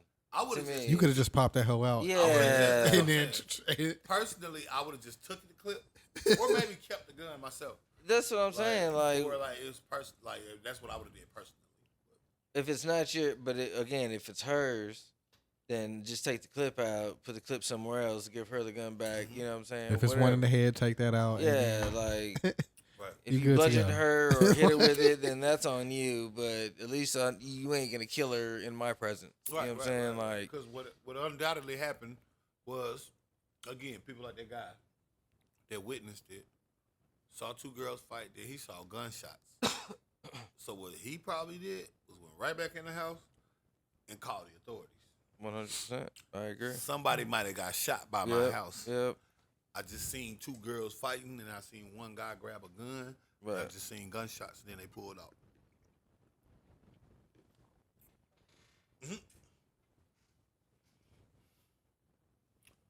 Officers gonna respond. Accordingly. Live gunshots. They pull up. They find a vehicle matching the description. They Not too find far. 4 black assailants in there. Oh. 3 of which look inebriated.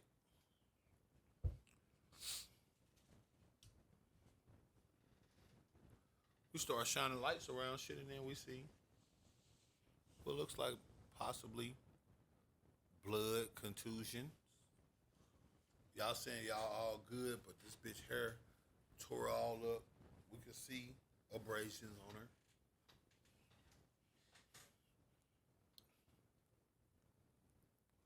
Remember, we just got the description. We know what happened. Even if y'all saying it didn't, when we stopped y'all wasn't going home. We already had enough for us to detain you. And the area Y'all have been too. alleged to be fighting and discharging firearms in a residential area. Mm-hmm. You're not going home. Yep. This isn't about to be my mistake. You know who I am? Nah. Not tonight. Like, right. It's not finna happen.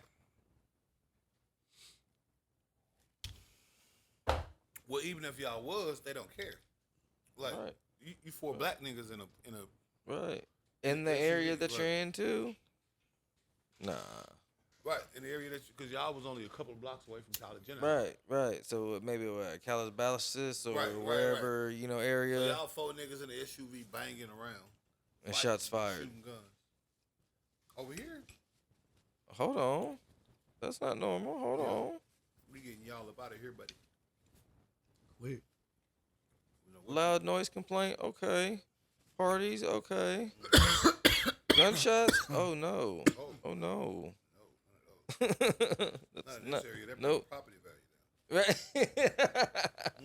now. Not in this area. Right. Not in this area, but that's the thing. So we looking at what? What's craziest is how nobody's like really talking about like the fact that there's clearly these girls has been lying at the bare minimum about even if you saying he shot you for real, even if you saying he did all of that, y'all lied about how this shit happened. Yeah. That's At the most bare conniving, fucked up shit out of all shit.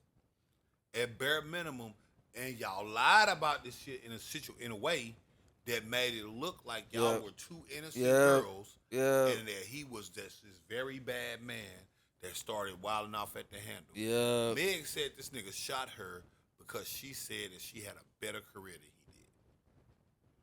Something about dance bitch or some shit. Yeah, you she- made no, up no, a right. whole like a movie she saying they scene. got to arguing because Like, she said that you shot me in my pinky toe. right, Like, exactly. She said something about him having or him not being popping or something to do with his music career. right. And At that's the time, what that nigga was like one of the hottest niggas. right. That's what sparked. That's what's supposed to have sparked his anger, his uncontrollable rage. And that led to him saying, dance, bitch, dance, and shooting at her like Yosemite Sam. Reach for the sky, Varmin. That nigga was going crazy on Instagram with the little mix shit that he was doing. Was in deals, talks, and this, that, and the third, all that. But that's what I'm saying. That's what's supposed to be sparked all this. So at the bare minimum, you got 2 eyewitness accounts from independent people. One, Tory no. One, Tory don't. At all. Both of them say you bitches was fighting. Inside and outside of that truck. Before any of this happened. Well, why does that even matter? He still shot her it. Well, because in mind of the circumstances, that changes the imagery as to, again, remember, Tory's defense was that Kelsey shot me. There's now an eyewitness account that puts the gun in Kelsey's hand on the reciprocal end of a violent situation where retaliation can very much so be presumed to be the motive for why she got this gun in her hand going towards the girl like she was finna pistol whoop her or shoot her or whatever, but she's brandishing a weapon. In California, that's already out of there. She's already brandishing a weapon. So she's brandishing a firearm, regardless of her intent, whether she was going to discharge it or not. That changes how, because again, this is about shadow of a doubt being washed out. Can you say when Kelsey and him was wrestling over the gun, that's not when Meg got shot? Can you say that Kelsey didn't already have discharged the firearm before he tried to grab the gun? Can you say, you see what I'm saying? That in that scenario, with all of your tussling and things like that, that your foot injury wasn't a result of you being outside wrestling on bare concrete or other sharp and pokeable objects. Basically, you said you was sitting in the car, and basically he made y'all get out. And when y'all had to get out, he reached over the top of the hood and was like, reach for the sky. Bam, bam, bam, bam, bam. So that now, nigga turned into Yosemite Sam. Bro, for real. The fucking hat grew out of nowhere. You say he reached over the hood and just started banging at you. Like He had the Pharrell hat on. like he was banging. At you. Freeze, varmint. Right. Like he just started banging at you, bro. Yeah. So that's what she's saying. So now, when that's no longer the situation, does Tory look like the aggressor? Tory wasn't even involved until Kelsey got the gun. But now is he defending Meg's life?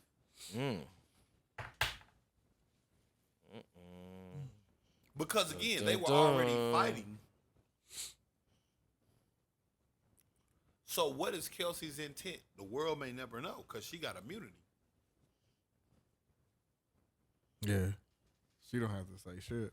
She ain't got to plead the fifth, and you can't try her on nothing. The fifth. The fifth. The You can't try her fifth. on nothing. That's the other thing. You can't try her on nothing anyway, and she don't got to say shit else legally. Talk to my attorney. It ain't nothing y'all can do about it for life, because that's what y'all did. So, yeah. At bare minimum, that shows that y'all was lying about that. Because again, that's two separate eyewitness accounts in a situation where these people have threats of perjury and jail time on the line for anything that they're doing to falsify records. Similarly to you. Now, you have more motivation to lie in court, though.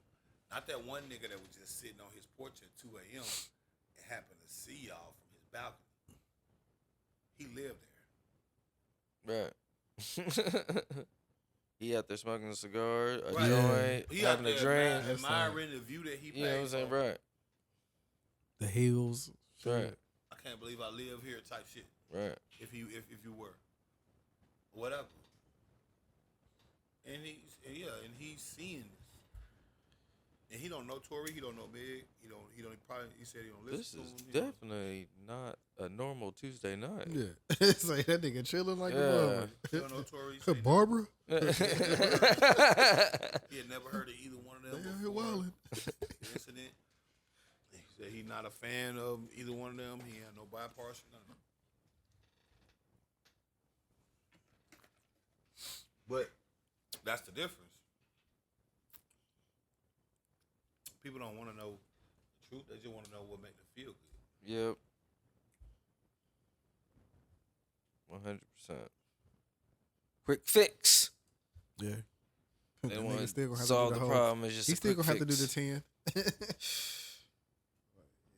That's still crazy.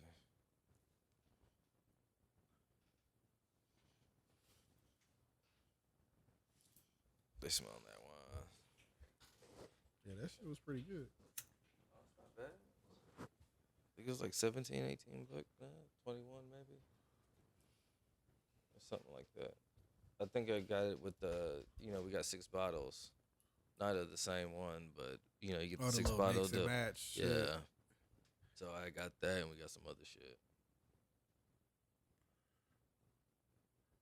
Was that at the one store? What one store? The HEB? Oh, no. So we did go there. I've been there twice now. And fucking, I did, the seasonings, are those on the bake aisle with the other seasonings? They got like Or like a display? I know they got some on the in stock and then they got some Okay. on like Well, both times that I went, that bitch was packed. And we went, last time we went was Friday at 11 in the morning. That bitch was still packed. That bitch was popping. Like, damn. Did you see the monkfish that they had there? You know what monkfish looks like? That bitch was on display. That they took it down, I guess, because when we went back Friday, it wasn't there no more, or unless somebody bought Was it like that the up. head? Yeah. Oh yeah. Sometimes Yeah. you will go in and they have like the head of the fish. That bitch is, It's like it's kind of like a central market type No, I know what thing, you're talking but it's about. like a regular grocery store. That's where I got that jumbo lump crab from. Them bitches, $20, $19.99. You go to Kroger, that bitch is fucking on sales, $23.99. Regular price is $31.99. I was like, oh hell no. Yeah. I gotta get that there. You know what I'm saying? We'll go back to the butcher shop. Oh yeah, they got shit there too. Mhm. They got the dry. I saw the dry aged. Yep. They got the Caribbean lobster tails. I saw them bitches. Boy, them bitches beastie. I was like, me and Adrian talking about. I was like, that's gonna be for her birthday because that's next month. Fucking, she's gonna get one of them dry aged boys, and we're gonna get one of them fucking Caribbeans, and let her fucking just go hard because that bitch. It's not even by pound. It's fucking a flat price. It's like $37. You know what I'm saying? I was like, oh, and that bitch is Gangster. thick. Thick. I was like, oh. And them dry age boys too looking real nice. I don't know if I want dry age. That shit go hard. Yeah. Yeah, but they got that tangy taste.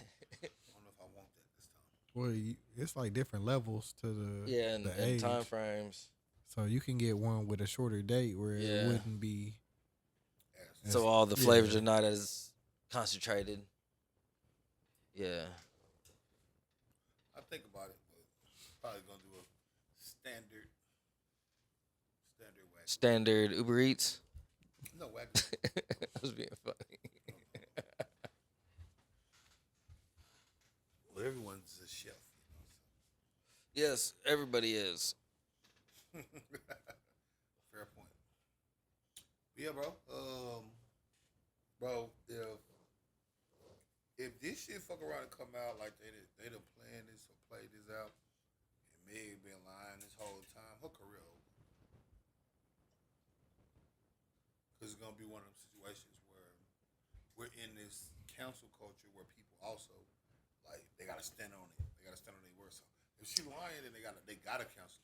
The niggas that been riding for you, if they find out Right, that you been. they gotta denounce you now. They got to. Right, that's how we set it up. You can't just be wrong about a motherfucker. You know what I mean? No, you gotta denounce him now. You gotta come Now out. you supposed to catch all these tweets about me you being. so you gotta come out and you gotta speak on her irreparable behavior and condemn her. But, yeah, you got to, bro. If you don't, then yeah, you gonna be a part of the cancellation process.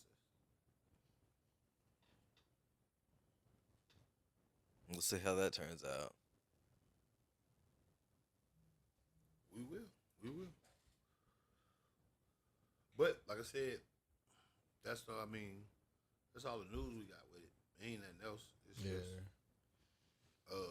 basically the news is like, oh, they was suppressing information. Tory wasn't just saying shit. They was like not letting people testify. Yeah, because wasn't it a driver that like disappeared or like somebody that got lost or something like that. they didn't know where he was at And for a certain amount of time? Too, and they ain't let them testify either.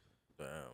Speaking of locked up artists, your boy R. Kelly might be appealing his way back to the crib sometime soon. What happened? 'Cause I ain't hear nothing about this.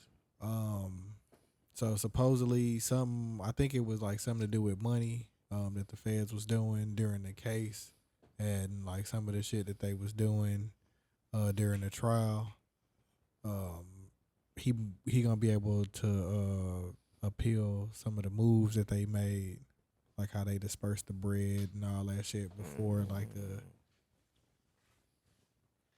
shit was even settled out. Cause you know how that nigga had went broke. Yeah. Cause them niggas came for everything. So it's something to do with that and how he could appeal that and how they handled like certain elements of the. But that ain't gonna get him home. How that's gonna get him home? They saying that they fucked up. Like some of the shit that they did was, I guess, Illegal like or something. illegal or unconstitutional I to can where. believe it because again, this is what I said the last time, and what I've been saying the whole time. Same thing you seen with Bill Cosby. Mm-hmm. Some shit like that. Yeah, it was at the point where, at that point in time, they was very gung ho. They wanted they motherfucking. Everybody wanted they pint of blood. Yeah. And they don't care. They want their Stringer Yeah. Bell. Yeah, they need them. They got to have them.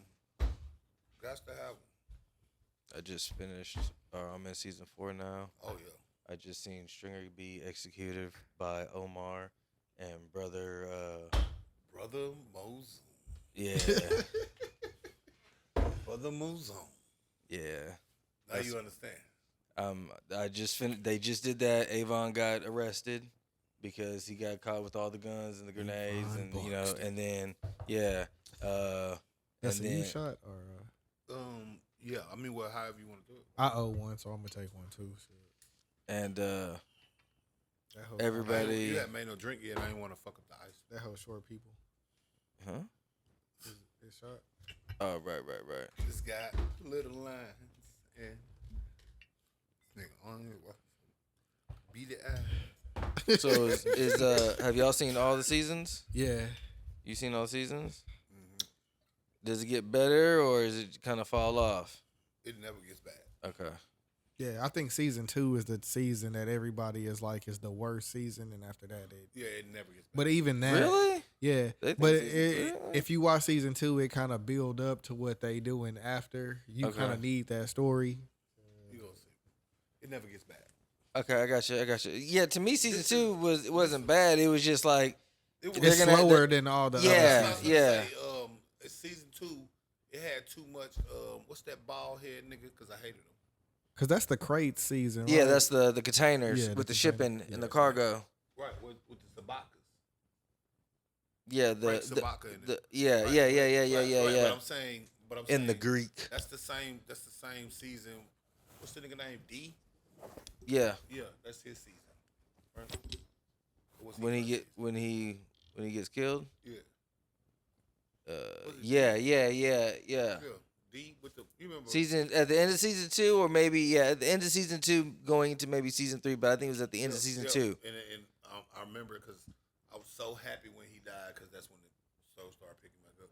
Because like he was the Damn. worst, most bitch ass, whiny ass, like not doing nothing. Like bro, niggas like bro, like he was like the focal points. Niggas like Weebay that was existing. Like, nigga, what happened? What was Weebay doing when he wasn't around? I want to know what he was up to. Yeah. Like, what was Weebay doing? Get some more Slim Charles in there. By the way, that's my goat of the show. I love Omar. He's of course, the favorite, but Slim Charles, he just was the realest nigga you could ever be. That nigga survived everything. If you think about it. At the end, I can't say that. Never mind. No, Never mind. I'm doing too much. Never mind. I hate when black people do that. I don't want to do that. We'll talk about it though. You'll see. I get there. Like I said, I'm on there. season 4, first episode. So well, you already ran across Slim Charles at least. yeah. He's yeah. The Omar. He was gonna go hit Marlo and them, but then Avon or Barksdale got fucking hit. So then he was like, "Oh, we just missed our shot," and then they left. And then the dude with the gym, he ran into the kid that he was about to shoot that, some episodes back, but didn't. And then went to go get the other kids. It was like, yo, come for training or whatever. And then he looked at him sideways, and he looked at the other, what I'm saying? What was that nigga name? The boxing dude, the gym dude. I remember his name. I can't remember his name, but let's get back on subject. Yeah, I can go all day about The Wire, man. I mean, that's a center. They need to put that shit. So in, they what's that shit? Where they put them like in the was the Library of Congress? They need to put The Wire in the Library of Congress.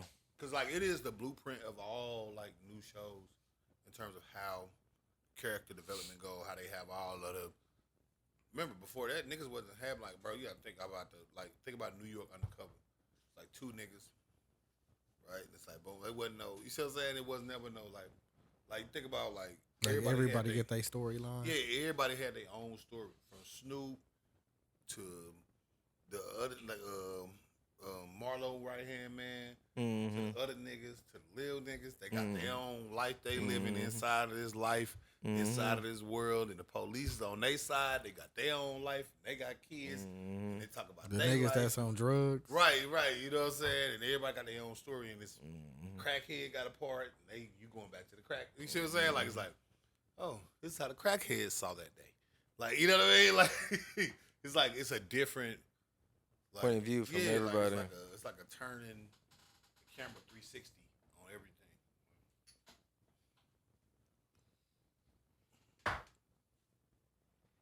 But Brother Mozone, see, I told you, that boy don't play.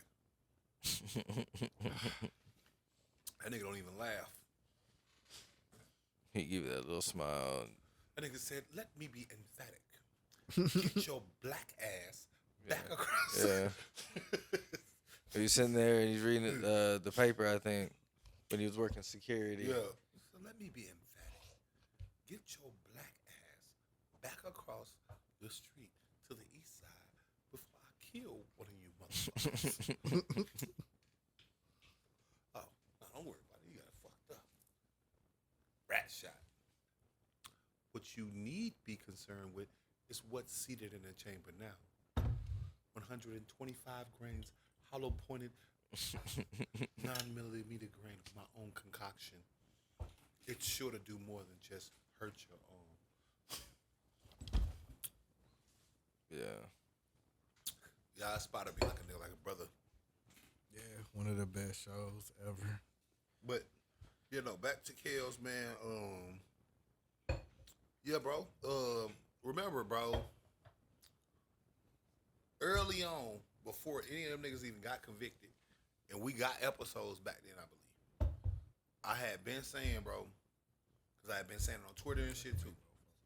One thing I like about the Me Too movement was how easy people was making it for them to just accuse somebody and it goes straight to trial and then that nigga guilty and then he just gone. I'm like, bro, because my whole thing was in the Bill Cosby situation. Bill Cosby need to pay for his crime. Because he was out here drugging bitches and doing shit like that, for sure, back in the 60s and 70s. But if we going back to the 60s and 70s, is Bill Cosby the only motherfucker we could find that I mean, the 60s and 70s, we want to talk about some of them black girls that was going to the police department reporting? He was just the only one trying to buy NBC. Well, I heard he wasn't trying to buy NBC, but he was trying to do something. somebody had made that make sense for me actually, because he had did something and he had pissed off somebody. Yeah. They said Diddy did the same shit. Probably. Cause once he started suing the niggas from the liquor company, it all went downhill from there. Probably. I can believe it because again, like sometimes I just Like be nigga, we sitting- know who you are, nigga. We Right. breaking bread with you, Right. Like, Sometimes I be sitting there and I was looking at like some of the shit that they would be running as far as the campaigns, and it's like, and somebody has got it out for Diddy because it's like some of this shit they running ain't even really, because like you got to sit there and think. Diddy was whooping on Cassie ass for sure. That's from the film, right? But Diddy's never actually been accused of doing anything. He's been accused of being a host. He's been accused of procuring or being part of festivities. But the guys that was talking about people that fucked him, Diddy wasn't one of them. They said this shit about the Meek Mills and shit on some like joke trying to shit, roast that right? nigga. Like trying to roast the nigga, but no one has ever, no dudes have come forth and say, yeah, me and Diddy used to fuck. Out of all this time. Not one punk don't want no fame. Don't want no money. Don't want none of them. He was that good to him. He be taking them shopping. Now the chicks, on the other hand, there is some chicks saying that he was being kind of forceful with him and shit like that. So that's a different conversation. But when they was running stories like that, I was like, bro, no one's even accusing him of that. So it's like Diddy got this image of being like this freaky bisexual nigga, and it's like, no, the most that they said was that Cassie used to fuck niggas and he used to watch. Ugh. That ain't bisexual. That's a cuck. That's what it is. That's a cuck. That doesn't make him a freaky bisexual. That makes him a cuck. He like to watch his girl get pounded out by big black bulls. What that sound like? A cuck. Right? But yeah, like as far as the situations go, like I said, I think that a lot of times those people have, once they have a vested interest in getting somebody up out of there, there's little that can transpire that will save that party from not getting the fuck up out of there. Yeah, one way or another. One way. Like at that point, cause I was sitting there thinking like, bro, did he really, like Cassie really ruined Diddy, bro? Like it's really no business. Nobody don't want to do business with Diddy for nothing. They don't want to sell that nigga paper clips. Yeah, after seeing that shit, it was like that was one of them things where you was like, oh yeah, you done. You done. For sure. You done. Like it's over. You might as well go where Russ at. It's over for you. You can't do nothing in the music industry no more. You can't do that in the fashion industry. That because you know how people are. In real life, we know motherfuckers go back to work like it's a regular day. But in fake life, celebrity life, oh, that shit is forever. Mm. Remember, all the baby said one time was, if you not fucking a nigga in the parking lot with AIDS, make some noise. One time. He wasn't going on no homophobic rants before or after. He wasn't Andrew Tate. You see what I'm saying? He was just a rapper nigga. They said the wrong thing one time on stage. And his career has yet to see any type of resurgence in that level. And he done had some good bops. Like, I don't know how to dance but Calais. Boom. They even put Sexy Red on the remix and they hated it all of a sudden. I'm saying. He had done quite a few, right? That's what I'm saying. He done made quite a few bops after that, but like he was so trash. They did him so trash. Stunning for Vegas never popped. See, you forgot about him, right? Right. He had a whole artist that was coming up that was hot. Stunning for Vegas was supposed to be the next wave on niggas. Dropped him. He killed everybody, buzz. Yeah, that's why. That nigga stopped the count. You hear me? Need my actual cleaner. But I'll get it. Yeah, that shit matter. Niggas gotta watch what they say in these streets, nigga. Like, Yeah, niggas they ain't just- heard that name in forever. Stunner for Vegas. Nope. Yo, And he should have made at least a little bit of bread to Bro. where he could have kept himself going. But that momentum was a motherfucker. Because again, he had already tied himself to Big and All the Baby so tough. They're like a nigga being 4PF and then Baby do some whole shit. You see what I'm saying? How you gonna get away from it? You 4PF Dubz. What, you gonna call yourself Dubz now? No, nigga. No, nigga. Hey, you know they got your man something right. Oh here. yeah, the Lou Ratchet shit. Hey, nah, nigga. You That can't. nigga walk in the store. You know they got your man's on sex assault charges, right? Hey, man. He ain't eat you up inside. Yeah. Knowing what he You didn't know none of that was going on. You never seen that skit? Mm-mm. Oh, nigga. Every time something go down, Especially that's the number one skit. That, bro. It's the same dude that I showed y'all that do the Professor Niggadum where he broke down how to have like 3 grams of weed for a week. Yeah. Yep.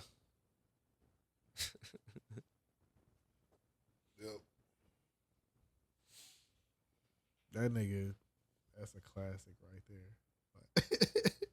And that's not even one of the ones that's like on his YouTube. That's just like strictly on Twitter whenever something go down. And that hoe been coming up the last couple of weeks. For real. Them streamer niggas been going crazy. No, that's it. Like, no, that shit crazy. But, like I said, Kels, again, I don't feel nothing for him Yeah. because regardless of if he got railroaded or not, We seen that shit. nigga, you did it, nigga. We don't give a fuck, really. Like, I mean, you might get out on the law system side, but like you one of them niggas, we actually, it's like when Alpo got out, like, so, like, keep that nigga in there. We don't give a fuck about that nigga. That nigga killed Money Mitch for some bricks, then told. Mm-hmm. Nigga killed Money Mitch after Money Mitch had rounded up 11 bricks, saved his little brother life. And he knew that nigga was already kidnapped and what the money was for and what he needed it for and everything. That's the whole point of the setup. Nigga rolled up on that nigga and killed his best partner. Over some work, got jammed and told. The whole story. You the bitch. It's a bitch ass nigga. Nobody don't give like, boy, you ain't stand on nothing. You just like even like you was a real street nigga until you wasn't. Nigga, you was never none of that, nigga. You was a horrible nigga all the way around. Like you killed your best partners, nigga. These niggas you came up with, that's how you got the bread. That's what you even killing for. That nigga put you on. Like, put you in the game. The other nigga didn't even want to fuck with you. Hey man, I got my homie from in jail. Like, man, fuck that nigga. Then you gonna murk him, It's us, nigga. go to DC, put in some other work, and then get jammed up and tell the whole story. You the bitch, it's the bitch ass nigga. I ain't gonna give you nobody in Harlem. Yeah. Weak ass nigga, right? Because you think I can go back, Yeah. bitch ass nigga. But R. Kelly, similar.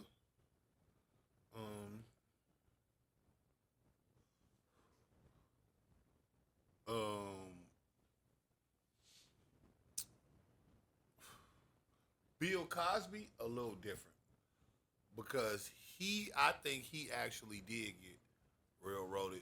If you actually ever, like, not the media hype, not none of that shit. If you actually ever went back and checked out any of the transcripts, any of that information regarding that shit, the way they got that nigga was the craziest shit in the world. That nigga had a whole deposition with a different prosecutor where he had immunity on some shit, where he was testifying on some shit.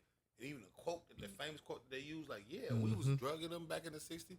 Everybody was on. He didn't say I was drugging them bitches. They asked him, had he ever given women drugs and had sex with them? And he said, yes, I have. Everybody was taking drugs. It was the 60s.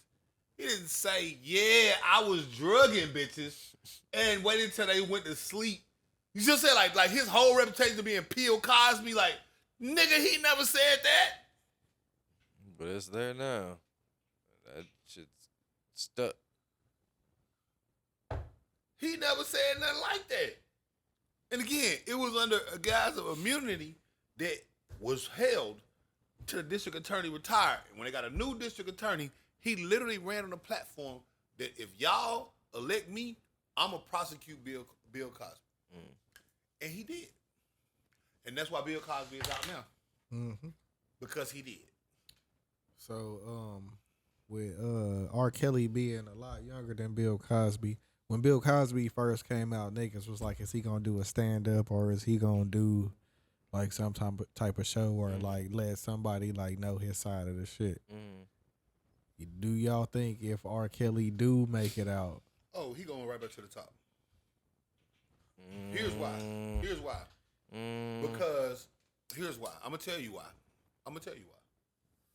I mean, I hate to be that guy, but I'm always that guy, so fuck it. We seen the Boondocks, nigga. No, I'm talking about R. Kelly was one of the niggas. Niggas love that. I'm talking about real life. In real life, most people only know what they hear from social media and stuff like that, and otherwise, right? But in real life, most people don't care about other circumstances outside of what they like. They justify things they like all the time. They get amnesic about shit all the time as it relates to their fave, right? That's how Paradise Paris even end up in the situation that she did when she arguing with Cardi B, because now niggas want to act like they ain't been complaining about her not dropping an album for the last fucking, 8 years? Whatever the fuck. It's a topic on podcast. Right, like it's a topic all the time. When Paradise Paris say it, now all of a sudden, you just a hating ass bitch because you went against the fave. You can't, they get amnesic. And in R. Kelly's situation, he was never deemed guilty by the masses anyway. Remember, R. Kelly wasn't prosecuted by the masses. He was prosecuted by some women.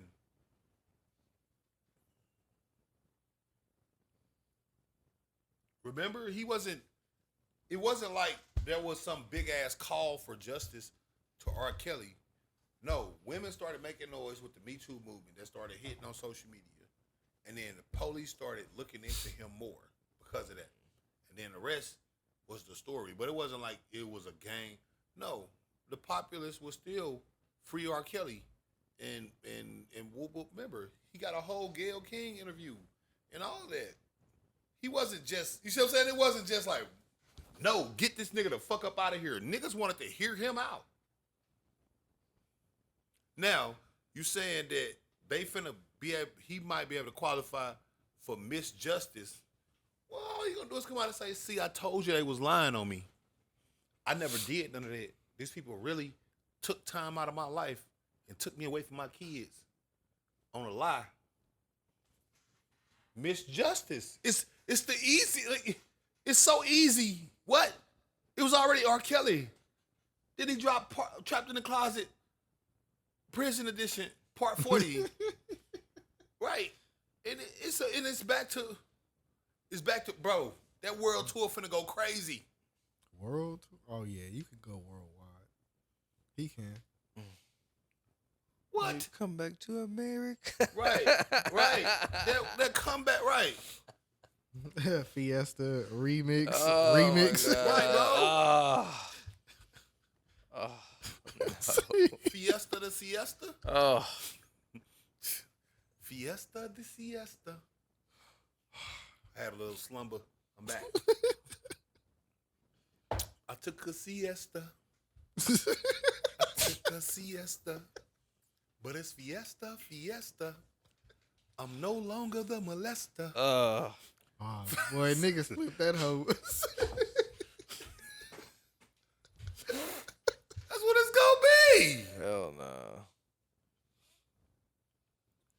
That's what it's gonna be. Bro, you gotta sit, bro. Think about how many people was outside the outside the courtroom. Niggas love step. All the old niggas step in the name of love. Bro. Nigga. They gonna be at the concert All the old white bitches. in the fall. Like them niggas not gonna give a fuck. I wish. You gonna have everybody singing that. Nah, man.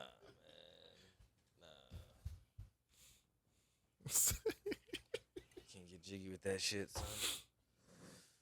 Can't do it. Yeah.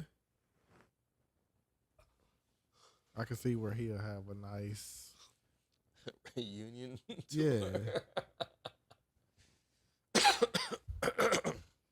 Bringing it back one last time. The R. Kelly tour. Broken Shackles. Bro, that's what I'm saying, bro. It's this shit. I believe I can fly. This shit'll be too easy. Oh my goodness. Like it'll be too easy, bro. You gotta sit there and think like Yeah, he if could it's sell a- out the little Toyota shit. bro. Easily, bro. And then you got, like I said, you gotta sit there and think, bro. Texas already Music a very Hall or whatever large- that is. It's already a very large demographic of women that never got off of R. Kelly in the first place. Shit, men too. Yeah. Well, Pause. I'm saying women are the needle movers. Men don't move. Oh yeah, and music. Yeah, and shit like like that. entertainment. And public opinion, like public acceptability. Mm-hmm. So, like, you see what I'm saying? Like, if women say you ain't do nothing wrong, you ain't do nothing wrong.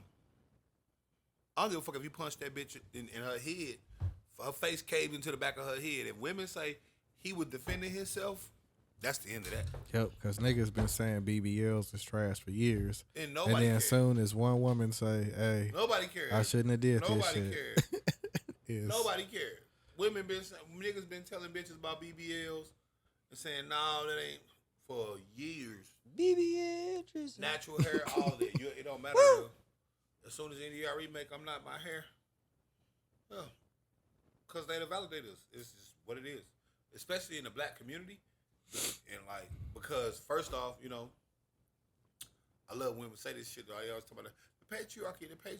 Like, Big Mama ain't always been the motherfucker.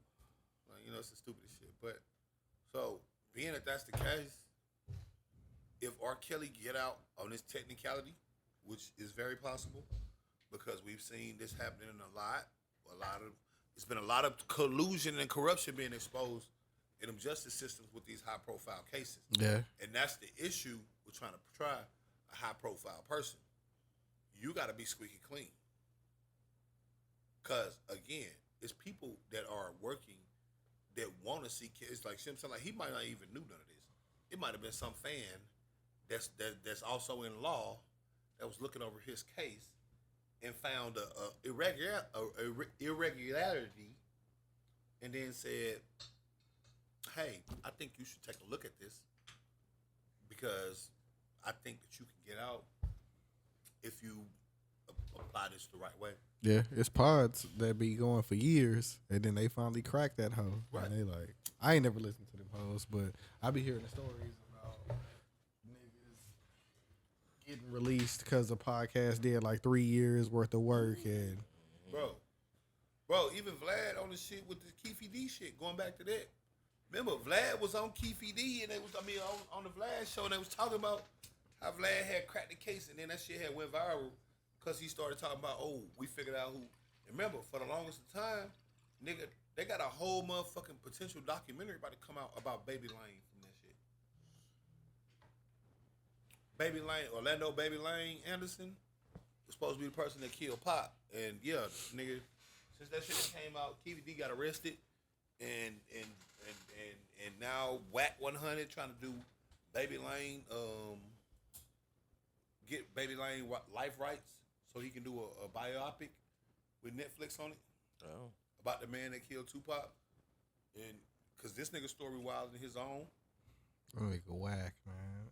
Yeah, that nigga whack. He be Listen, you might not like that nigga, He be but on top of he it. working, bro. That nigga be ahead of niggas. Like, what you be thinking about and what he be thinking about be two totally different things. Yep. I thought that nigga was about to have a little decline. That nigga get bigger and bigger. Cause Blueface in jail, Chris Ann, they talk about she might do like 8 years. 8 years. So fucking, I was like, damn, was his like main money maker for the last couple years. That nigga on fucking No Jumper now. This nigga, that nigga morphed into some other shit, Bro. like a bitch, bro. Like, Quickly, like, oh, I ain't got to worry about them. Say less. Now I can really do my shit. and if you listen to that nigga talk, he'll tell you like, hey, bro, like, I'm where the bread at. Bro, he where the bread at. And he really be there. Sometimes he make the bread. Out of nowhere, like I'm saying. Like, he was like, yeah, I'm going to get the rights and do the jump. But, like I said, even with that right there, you got to sit there and think, bro. Fans are always accepting and receptive, man. Like I said, if all these things are true, then not only are they going to be accepted, but he has grounds for why they should accept it. He was wrongfully convicted. If nothing else speaks to my innocence, the Lord working to get me out did. Right? I've been in prison praying, and God answered my prayers.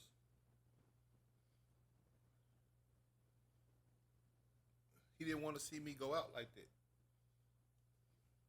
They eating that shit up, bro. So, yeah, one of the things was, it falls out. A lot of the cases like fell out of the statute of limitations.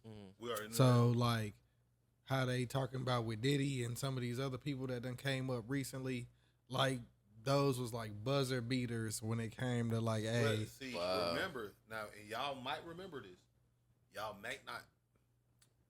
Boy, that's why I like the pod. On this pod, I told y'all they railroaded R. Kelly, and I told y'all how. Remember, I can't remember the episode. Somebody quote the episode. it's probably one of the beginning ones. I was talking about the RICO because that's how they prosecuted him. He was on a one-man RICO. Remember? And I was talking, and I was like, bro. The only nigga that's... Bro, and I was like, y'all need to look into the laws on how this shit work, bro. They prosecuted R. Kelly under the sex trafficking laws of the RICO, bro. That's how he got 30 years. Yeah, if it's a RICO, somebody else got to go with you. Like, you can't just Well, be... the other people was involved was the people they prosecuted. Remember, they had the other people, the ones that they said was intimidating witnesses and scaring people. They just kind of disappeared. You never heard no more about them. Remember? They had arrested some of R. Kelly counterparts. They said he was either trying to bribe witnesses or they were trying to intimidate witnesses. So that makes one or more parties on conjunction in furtherance of a criminal enterprise or a criminal organization. That's the statute of a RICO. And that's why I say RICOs are always so in question. Remember, we had a whole episode where I went to Cornell law library and read off the articles where they had motherfucking they had dissertations, they had theory papers, and they had just posted articles with research from attorneys at Cornell and other places where they was explaining why they felt the RICO law was illegal and unconstitutional based off of how you can prosecute. Because again, the RICO law allows for conspiracy. Conspiracy means whatever the fuck you thought. So at that point, you're not even policing action, you're policing intent. Yeah. Suicide is illegal. Didn't know if you knew that. Well, under the guise of that, technically, if I thought about suicide, then I need to be prosecuted for conspiring. See how stupid that sounds? But that's what they charge niggas with every day and give niggas 40 years. Because not only is it crazy that they can charge you under that, it has one of the biggest or longest sentencing statutes to it. You get convicted of a RICO, you're doing 20 years. I don't give a fuck. First time, second time, third time, fourth time. See what I'm saying? Unless you get convicted of something other than, if you get convicted of the aiding and the racketeering part, along with that, then the Lord don't have a gang enhancement. You out of there, bucko. Mm-hmm. But yeah, they took R. Kelly money and they charged him with a RICO.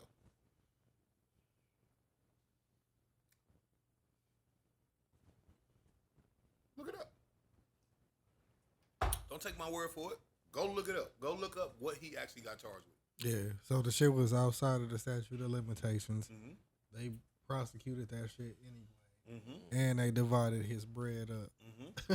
What you can't do because those wasn't ill-gotten gains. They held his funds and then made him pay him back as restitution through.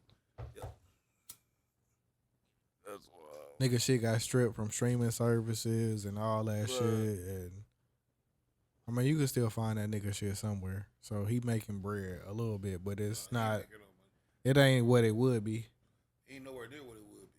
And see, the thing is, even with that, none of that wouldn't matter because even if you take them off of streaming services and shit, going independent, I can create my own website, my own digital distribution, where I can buy CD hard copies. Niggas will buy it. It's R. Kelly, bro. Like niggas gonna buy if this nigga get out, he gonna make money. I guarantee. He gonna make too much money. It's gonna be. Too fast. He got a market in every state. Oh no, he got a market every. And niggas is gonna travel. So even if it's like a 3,500 person venue, But that's what I'm saying. He got like a market that everywhere in the nigga world gone. because we in the versus era, so it's perfectly fine for songwriters to claim songs they didn't sing. So at bare minimum, he got a song that you want to hear. Mm-hmm.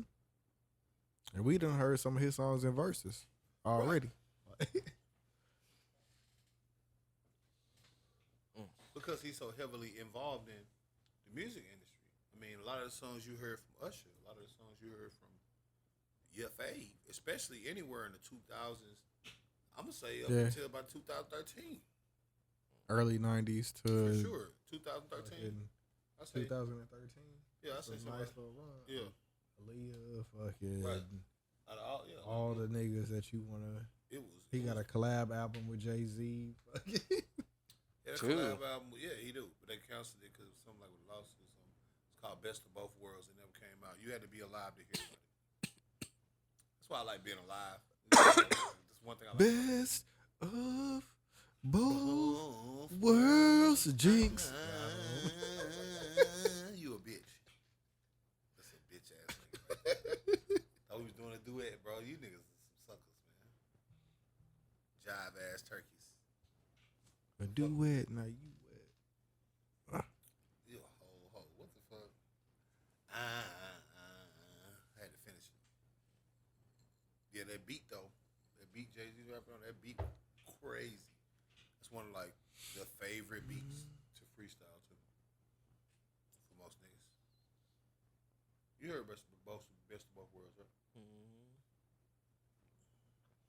But yeah, I think he had another joint album with somebody I forgot. Who though? R. Kelly? Mm-hmm. I think he had one with Birdman. Probably. I can see Birdman pulling it off. One of the Especially in underrated 2000s. businessmen in hip hop. You gotta remember. Yeah. So, like I said, from that regard, bro, we gotta sit up here and understand and respect that.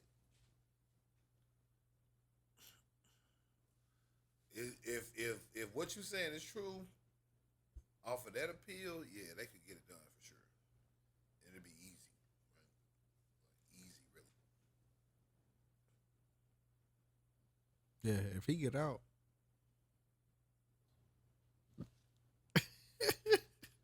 Bro, like If he get out though, does that mean he uncanceled? Does that mean you can listen to R. Kelly freely now? He ain't gotta, I think if he get out, the people that were like borderline, they going over. they going over, and it's like it's the people that's been rocking with him. It's the people that's like I don't know, and then the other people that's like fuck that nigga. The people that's been like fuck that nigga gonna still be like fuck that nigga, but the niggas that's borderline is gonna. No, I think he gonna get a little bit of all of them. I think he gonna get. I know he gonna get the borderline ones. I think he'll get some of the fuck them niggas too, because again, people don't look too far into circumstances. So Yeah, but part of being alive, no niggas know that no, video bro, exists. Niggas, bro, that's only niggas our age, bro. That's what you gotta grasp, bro. It's the niggas that's older than us that really love this nigga. To me, R. Kelly is bro.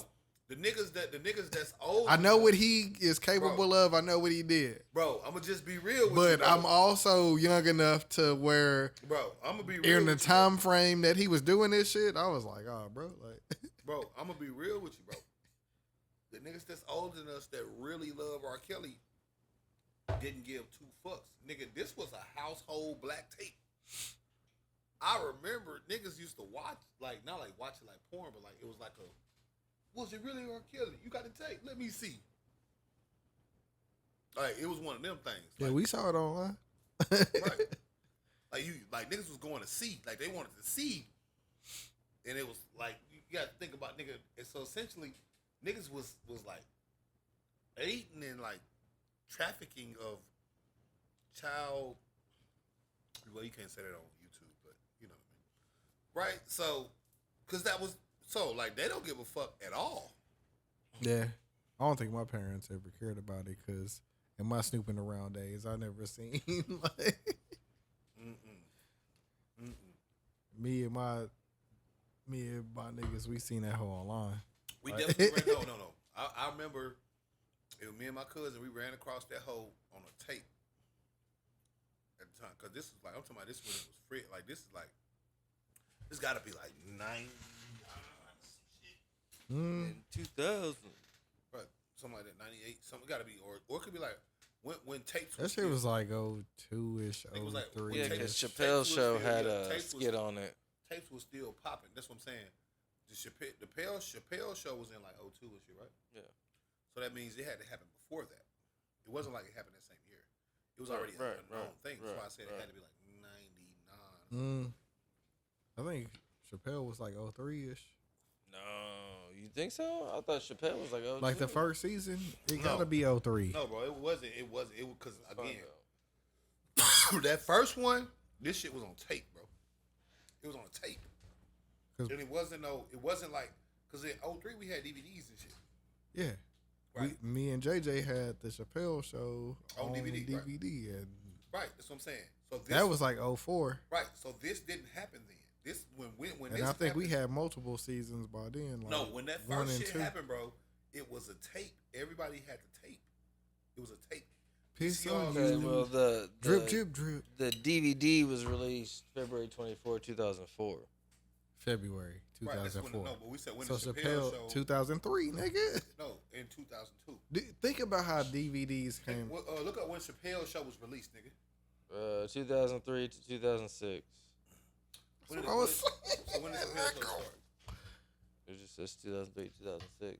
Before the Chappelle show start. Hold on, Release date? Chappelle show came out 2003, 2004, 2004 or 5-ish. But that's what Was I'm saying. after that he January wasn't there no more. 22nd, 2003. Right.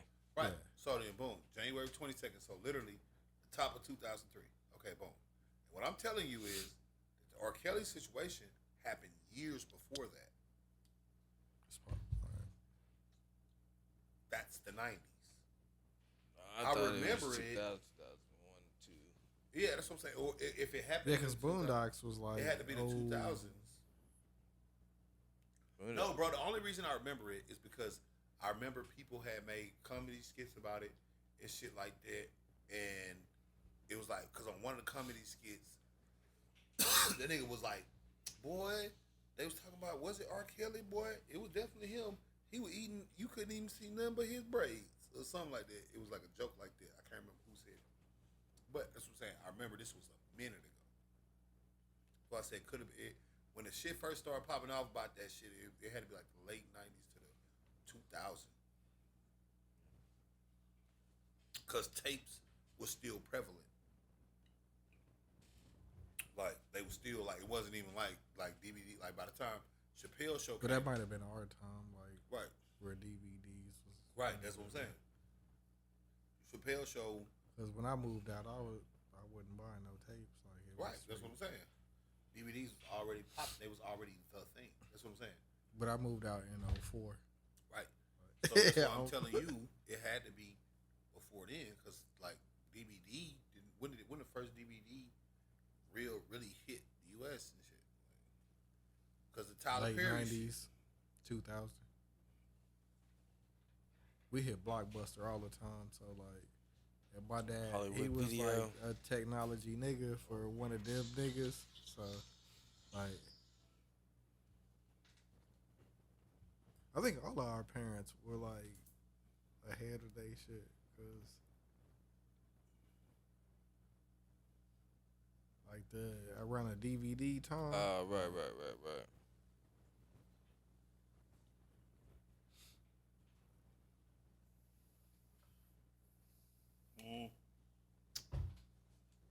I'm gonna say it was like the 90s or late 90s. It could have been, cause a couple years, like the way it take shit to travel around. That's what I'm that saying. They time. had to circulate back then. It wasn't on social media. I'm telling you, that's why I said it had to be because like everybody already knew what Chappelle was referencing when he did it. That's what I'm saying. It was already a known thing by then. It wasn't like it was a new, fresh off the press, and he was doing like a fresh. It was like, oh, boom. Cause remember, R. Kelly was mad as shit because he felt like it was fucking with his reputation, which he was absolutely correct.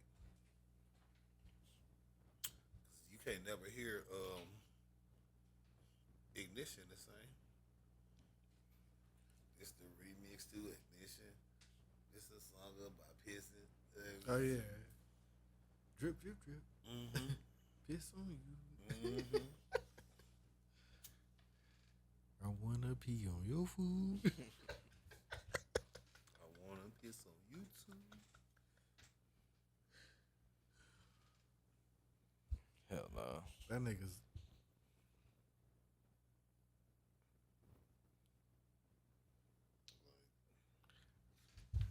I got a question. Do y'all think Key and Peele capitalized off the Chappelle shit?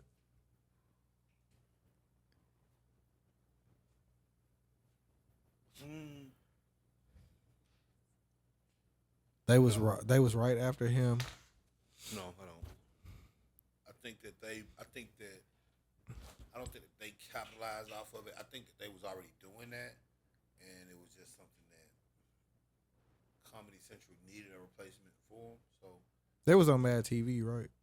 right, Yeah. that's what I'm saying. They needed a replacement for that void.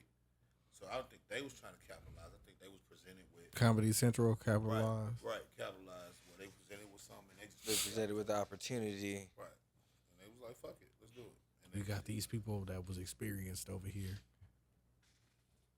Because I think I remember one of them from Mad TV. I don't think I remember seeing the other one on there. But Keegan. I think Keegan. Michael Key is the one that was on Mad TV.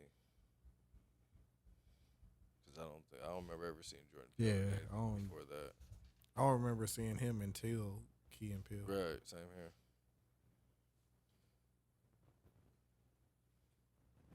I think Comedy Central, some hoe ass niggas, bro. Bitch ass. like Because it was like they got over that shit and went straight to them. Like, That's what it seemed like. we got to keep it going, find something. Mm-hmm.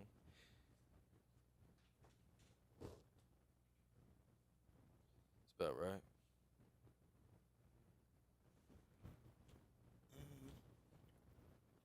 no, I don't think they had nothing to do. Cause like I said, they did some different shit. I think they shit wasn't even comparable to the Chappelle Show. Cause like you gotta remember. Oh, yeah, because he kind of... He Bro. did other shit with his. Well, you gotta remember, bro. Key and Peele, they was just doing some funny ass skits, which was funny. Chappelle was like like Yeah, they was more like Mad TV they was getting ish yeah, they was with getting theirs. Chappelle was getting death threats. Chappelle's life was on the line every time he came out. Like, remember, bro? Like, I don't think like that's why that's what I'm saying. Like, you gotta remember the vibe, bro. Yeah, hell yeah, that the first season, goddamn niggas. Bro, remember? The nigga head blew up for the water. Yeah, the Clayton Bigsby nigga and all that. Remember, niggas was writing Comedy Central. Remember, he was That nigga was beating on my hood. Remember, he was writing in. People was writing in. He was reading off the letters and shit on air and shit. They was making jokes and shit. Yeah, remember you talking about how they were pulling all boogie. Boogie, nigga. they were pulling all the material. They wouldn't let him say it, so he was trying to figure out how to say the shit because they didn't want to let him say it and all this shit. Yeah, like that was like Key and Peele. They was just doing some funny skits. It's like funny as shit. Don't get me wrong. A Ron. Yeah, A Run and D Nice. Oh no, that ain't mine. My favorite one is the when them niggas try to when they make sure they gonna get rid of them terrorists. You ain't never seen the terrorists? The George Bush ones? No, when they was on the plane, and he told them we ain't gonna let no terrorists take over this plane. Oh right. I know what you're talking about. Right. I know what you're talking about. And he said some terrorists want to get froggy. I'm gonna drop some hypotheticals all on their clavicles. Isn't that the one with the sideburns Yep. that are all crazy? Like, hey yo, hey yo, hey yo.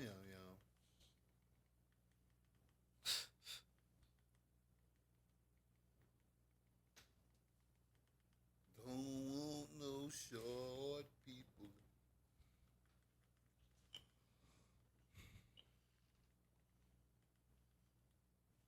That shit right there. Hey, Jonathan, live with this ego.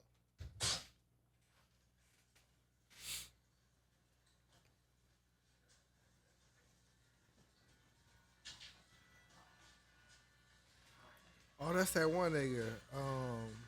From the Deion Cole shit. Hey, y'all. Oh, y'all.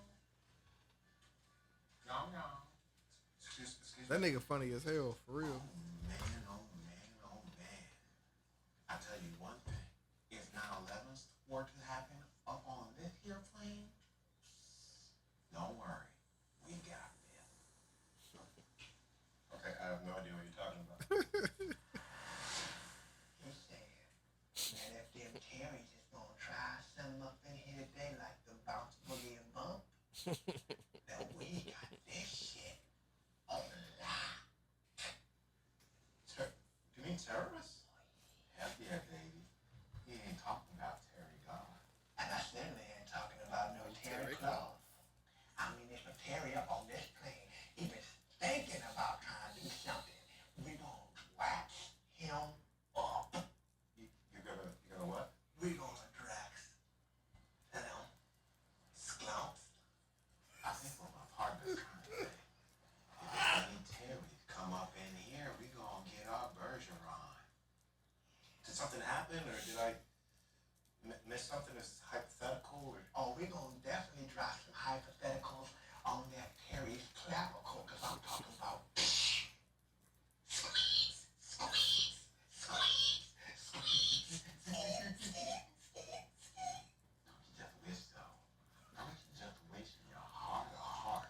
You've never seen this person before. You're trying to grab at and the touchy feeling. That's the opposite of what I want to have happen on a plane. Okay, that's unfortunate. Conference. This was unexpected. Certainly was. I'm thrown right now as to who's gonna be our comrade. I can still hear you. He doesn't have the heart nor the gumption. Literally right next to me. So say break 3.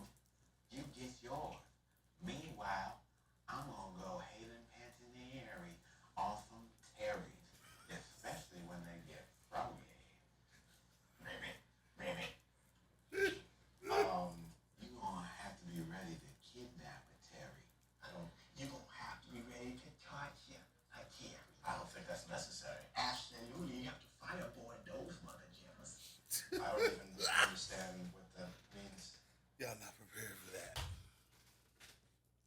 That's my shit. What is she in? I feel like I may have seen her. She was in Scary Movie 5, Survivor's Remorse. Nope. Uncle Drew. Nope. Yeah, Real I see Uncle Drew. Real Husbands of Hollywood. That's where I know her from. She was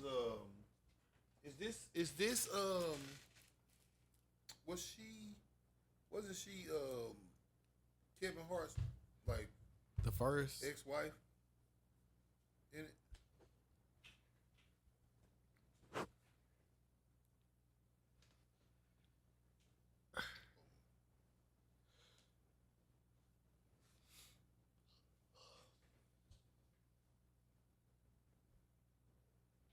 Yeah, but she was on Mad TV she with that was- nigga.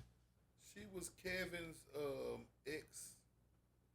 Oh, not her. What happened? She had cancer. Oh, you could see it too. Oh. You could see it because she was nowhere near. That's why I couldn't tell who she was because she don't look how she did on Real Husbands of Hollywood. Damn boy, that cancer shit, boy. Yeah, she was Bridget Hart. She was Kevin's ex on there. That's where I remember her from. I knew I'd seen that face. On Real Husbands of Hollywood, she was Bridget Hart. That's fucked up. Yeah, she was on Mad TV with that nigga. Like, Yeah. Damn, man. Well, hopefully she got to live the life she wanted to live. I know she didn't get to live it all. you know who you talking about, right? Let me see. No, she didn't get to live it all. Not at 46. She was in like some scary movie. Well, see, my mama died at 48 of cancer, so you familiar with him? No. Yeah, see, another good show, Real Husbands of Hollywood.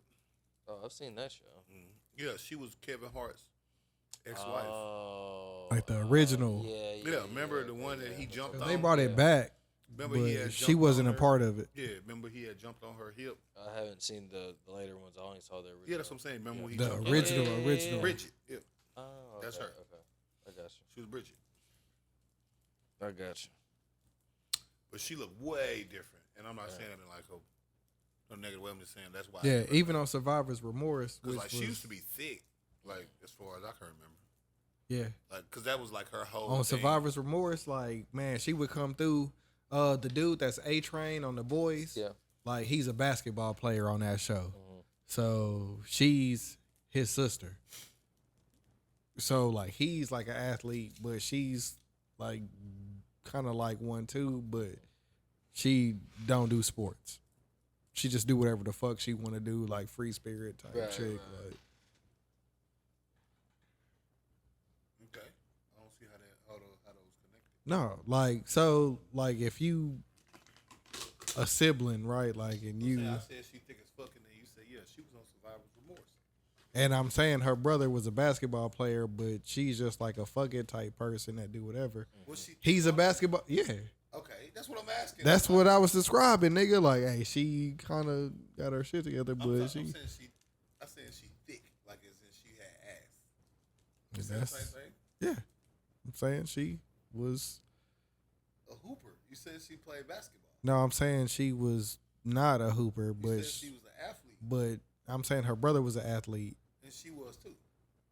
No, she was built like one. Oh, okay, that's what you was saying. I missed Nigga, that it took part. you so long to catch on. Oh, my fault. Because I was like, wait, bro, what the fuck? Nah, my fault. She don't give a fuck about shit, but she is. Right.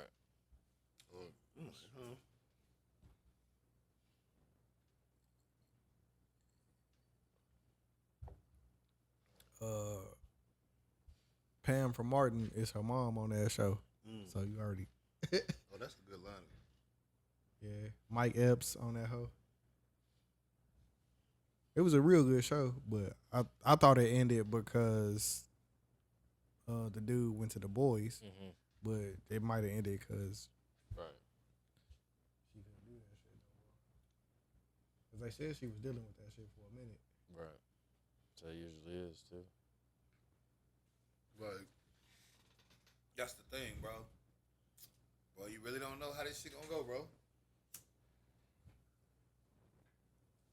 Cause like, that's 46. Like, so you talk about, well, I'm 34. So for me, 35. So 10 years from now, 45, and it's like, nigga. On the brink of that shit. Like, but I'm just saying, like 35. She was doing Real House Husbands of Hollywood. Like, you know what I mean? Like, I guarantee she never imagined by 46 she wouldn't even be here. Like, you know what I mean? Like, what? Her career, like you said, she was on Mad TV. Her career, she finally started getting roles. She finally started getting the leads. Then you just out of here.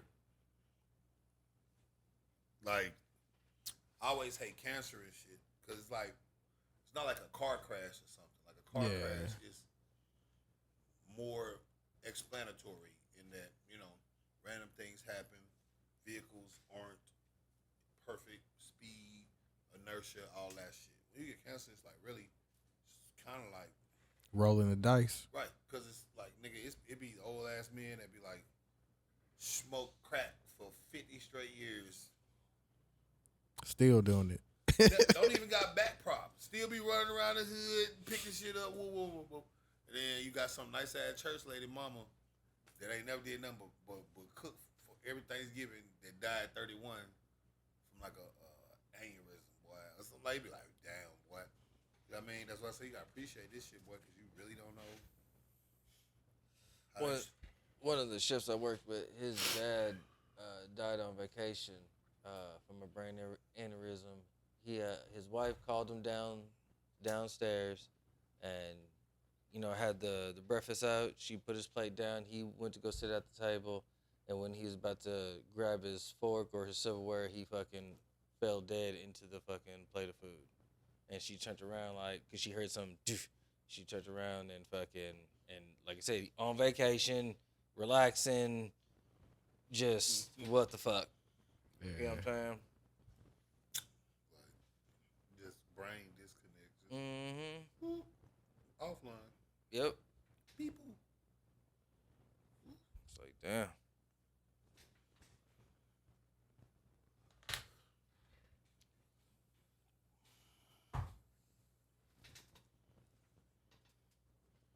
That's crazy. Like, that's fucked up, you know. But in that same vein, motherfuckers like her died. Hope she was a sweet woman. Niggas like Harvey Weinstein outlived their prison sentences. Mm-hmm. It's a cold game, but this is life. $500,000 for the chum, but my baby, this is ice. If you don't know, that's Fat Joe on Lean Back. I may quote anybody, you never know. But no, this shit is. I don't know, that bitch must just woke up or something. I don't know where that motherfucker is. Sure. Yeah, I'm gonna smack that motherfucker too. I just want him to land right here, so I'm gonna give him the swammy.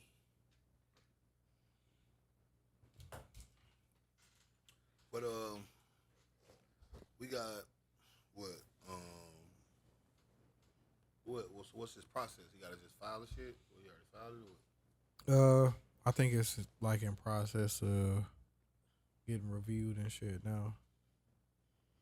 So ain't no telling, bro. Like if this shit go through and it was a statute of limitations and them niggas fucked up with the bread shit, like that's a major L, nigga, for that shit. Because y'all done already dispersed this nigga bread. Like now you gotta recoup this shit. Where you think it's gonna come from? Gotta come out. Is they can't recoup it? Somebody, no, I'm not saying they gotta recoup it, but somebody supposed to have to give this nigga some bread back. Constitute it back, but they can't, cause like the people in that way, like they got paid restitution for a den. They can't be held liable for handling funds that they were paid legally You see what I'm saying? Like, you can't come back and be like, hey, we messed up. Hey, you got that million? Mm. You still got that million? No, you ain't got it? You got a house? What you bought with it? What you got? We need that. No, you can't do that one. So. Oh yeah, that's what they would do to you. I mean, them niggas already got the bread ready, so like it ain't gonna be. Yeah, you can't know, nigga. You can't do the who. Nigga, give me $1 million in a court settlement. And tell me you need it back. Oh, it was more than that. That's what I'm saying. You in what army? For them to wipe that nigga clean, bro. Right, that's what I'm saying, bro. You in what army? How y'all gonna get it back? Nigga, what? Especially when, like I said, 9 times out of 10, I done already paid all this shit. I done already bought the new house, the new car, upgraded the wife ring. I ain't got this bread. I got some of it. And I'm not giving you that either. This is my new life money. What the Damn, fuck that nigga might come up with. If he pull this shit off, bro, like, that's $100 million lawsuit. yeah. Cause you know the nigga, they be barely giving the niggas some shit where it was like he got convicted of this 30 years ago, and now we letting him out. Right. Nigga get like 2 million. Yeah, oh yeah, 200,000, some crazy dumb shit. No, like, but he are killing. Yeah, y'all did too much shit to him. And most of the time, and most of the time, because you got defamation, you got all of that. Like most of these people only got wrongful conviction, yada yada yada. He got a whole bunch of different civil suits that ain't even tied to this. Not the legality suit, whatever that is, but the defamation. Yeah, because that's lost wages. Like I said, he out streaming services, potential. Yeah, when you sue, that's what you got to sue for. You sue for all of that. You sue for lost wages, damages, emotional, all of that. Y'all niggas was so gung-ho that y'all dropped the ball on everything. But they've been doing it a lot later because, again, they ain't been, it seems like they be more concerned with with just getting the conviction than they do with making it stick these days. Because it's like a lot of these, I'm saying that just from the stars that they're going to get, because they're trying to get these celebrities, and it's like, bro, somebody like Diddy, right? Like Diddy might be hated by the public, but that nigga got a lot of motherfucking money.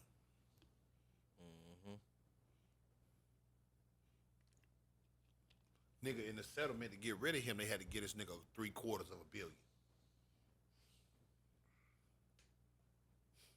Cash.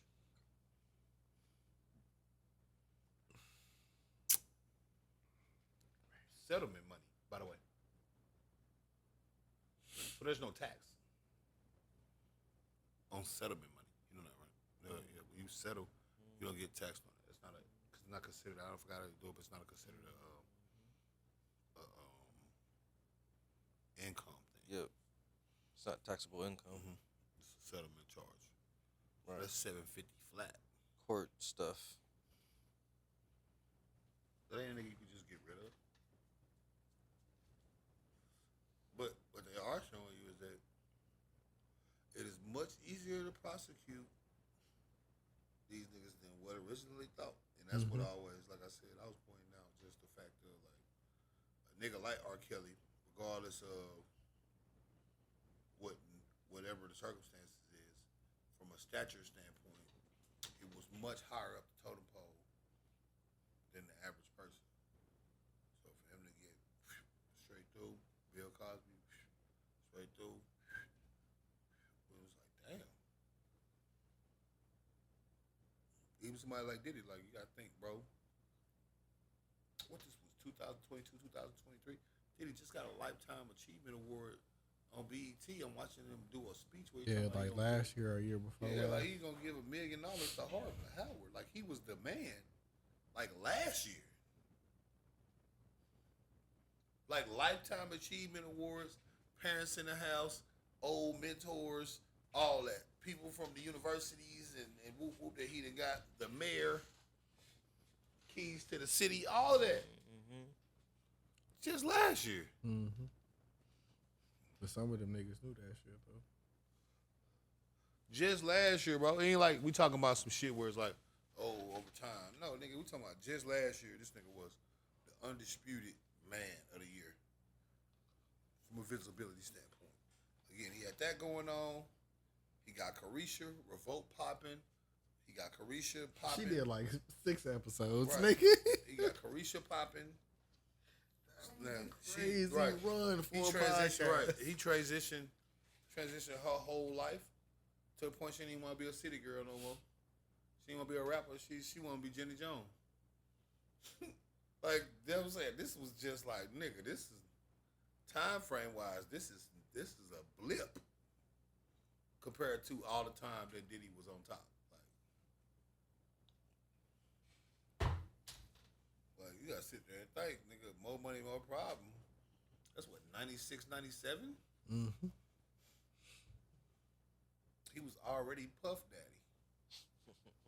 Well known Puff Daddy. Like it ain't like, you know what I mean? He was already household name, Bad Boy Entertainment. I still remember when Black Rob come in on Let's Get It. Right. Well, the first time I seen the Harlem Shake, when them little kid was doing the Harlem Shake, and it was like, what? Yeah, nigga, Diddy, like, nigga, what? I remember that. Yeah, I still remember it. Nigga, I still remember, like, what the fuck is that? Yeah. Like, They got mad at me the other day because I was watching the Cameron and May shit where they like read off each other lyrics. Yeah. And they be like, hey, somebody sent me this shit. What did you mean by? And it was like 30 minutes of that shit. And I'm listening to them read off the lyrics and I'm like, damn, I remember that song. Like, nigga, Puff, bro. Like, he was one of them niggas, but he might be the king of questionable lyrics. Right.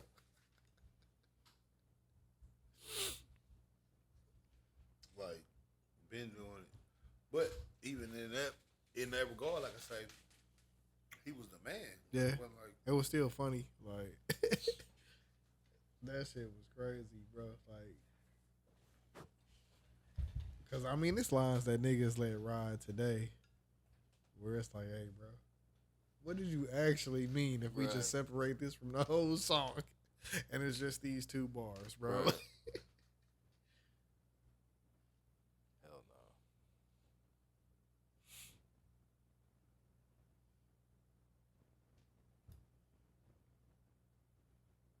no. That nigga ear for like shit was crazy, but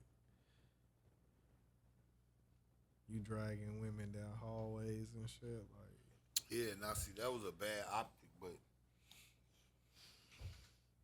like I said, that ain't gonna even do nothing. Well, that wouldn't have did as much as far as. I don't know, because I don't think he.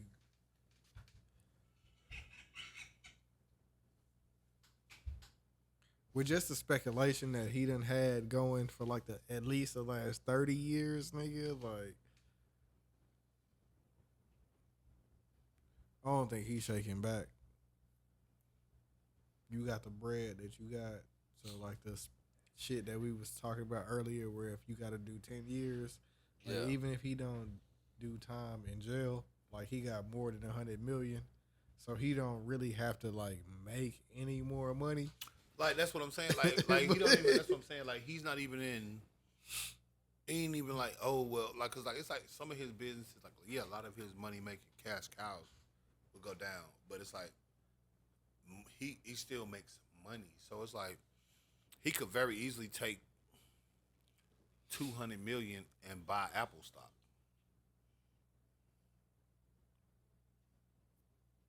You see what I'm saying? Like he got a $750 million settlement. He's about $200 million worth for Apple.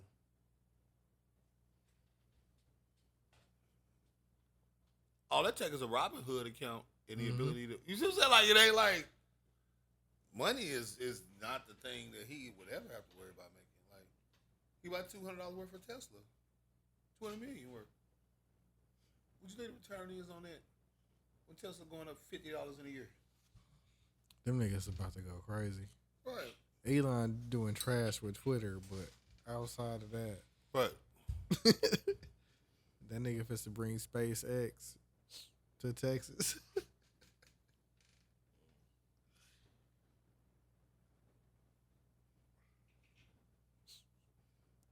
Gotta stop bringing these motherfuckers out here, bro. We do not. Too many. Too many fucking people. The first wave was enough. This one, Yeah, it's getting ridiculous. you want to compete with NASA for real. For real.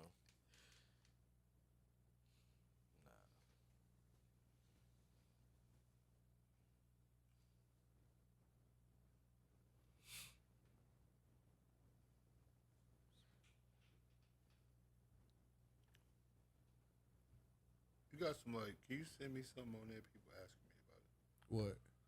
on the R. Kelly shit. They could just Google R. Kelly and it's like the top shit. That's what I did just now to make sure that I was on point. We all got the nigga. It's like 7 letters, bro.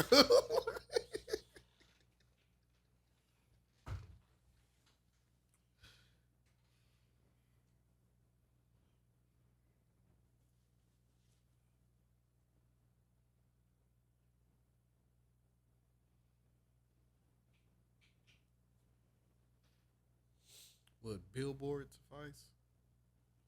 I mean, Like, I don't know. oh, so this is just like a known news thing. Yes, nigga, like, I'm not pulling shit out my ass. No. I'm not saying like that. I'm saying like this is like a very circulated thing. It's not like a Billboard did an article on it. Then I imagine probably Rolling Stones. Yeah, like, which one do you want me to choose? Yeah, Like, that's what I'm saying. not, Like, you see what I'm saying? Like Billboard. it's a Billboard. podcast topic. It's not like I'm just like, ugh. No. What I'm saying is not that. I'm saying that like it's impressive how much you still don't hear about it, considering all these platforms wrote an article about it.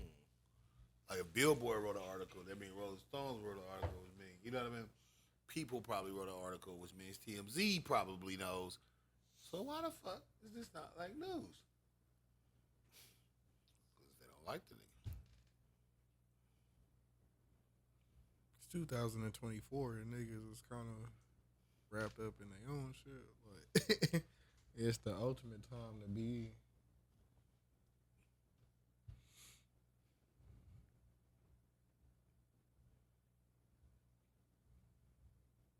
Like shit, even back in the day, like news was like news. Like now niggas is just like shit. If it ain't like some shit that's in my orbit, I don't.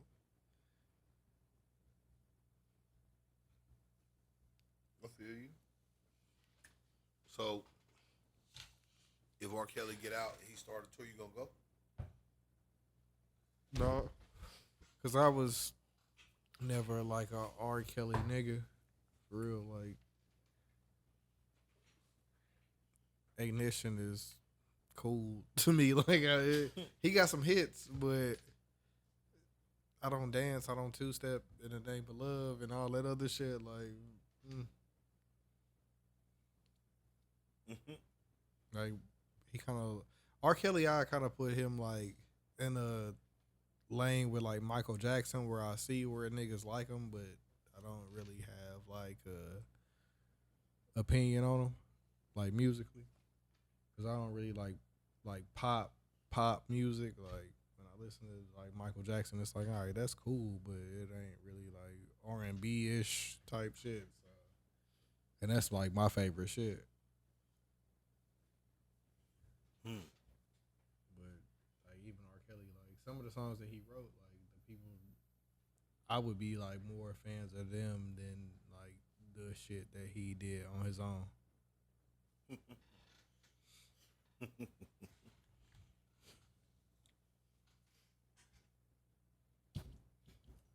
I think like the TP12 shit or whatever he did. TP2. That's TP2, the one. That's yeah. the only one I like. That's so like out of R. Kelly. That's I was never a R. Kelly nigga. I missed most of the '90s and the 2000s, like I told y'all with the music shit. But R. Kelly wise, out of all like, cause like I heard it's that all, and Fiesta. no, that's what I'm saying. Those is all on TP2. That's what I'm saying. Like all the songs I like from R. Kelly is on TP2. Not like, well, let me rephrase, cause you know he got Chocolate Factory and he got Oh yeah. Baby I'm a Rockstar and all this shit and all this shit, but Rockstar Baby, whatever the fuck he said, and all that. But no, I'm saying like, so I'm not saying he don't got other music that I ain't heard that I ain't like Ignition was like you say was cool, and Feeling on Your Booty was cool too. Like I liked that. Like it was cool, but like the only album where I was like, damn, this nigga Kelly kind of hard, man. This shit hard, bro. That was that TP2. Yeah, that's on the shit. That's the only one. Like from the start of it, literally, because it's like okay, this like that was the first joke. It was like okay, this is R&B for a nigga, man. This is some shit a nigga can listen to. It ain't just girl, I want you to love me, please love me. Some of the songs was like, I'm an R&B thug. I'm just a R&B thug, babe. Looking for some little. It was okay. All right, you ain't just some begging ass nigga that just wanna. All right, I can fuck with it. But that's like literally after that, it was more of that, Chocolate Factory, all. I wasn't on none of that shit. I wasn't trying to hear all it, because, this is before. I respect the pen, but, like, as far as him, like, it's... It was other niggas to listen to for me. Mm-hmm.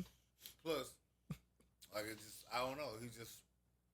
He was an older artist, so it wasn't even like, I ain't ever just like, because, nigga, remember we had, like, by that time, we had Mario, Chris Brown, Trey Songz.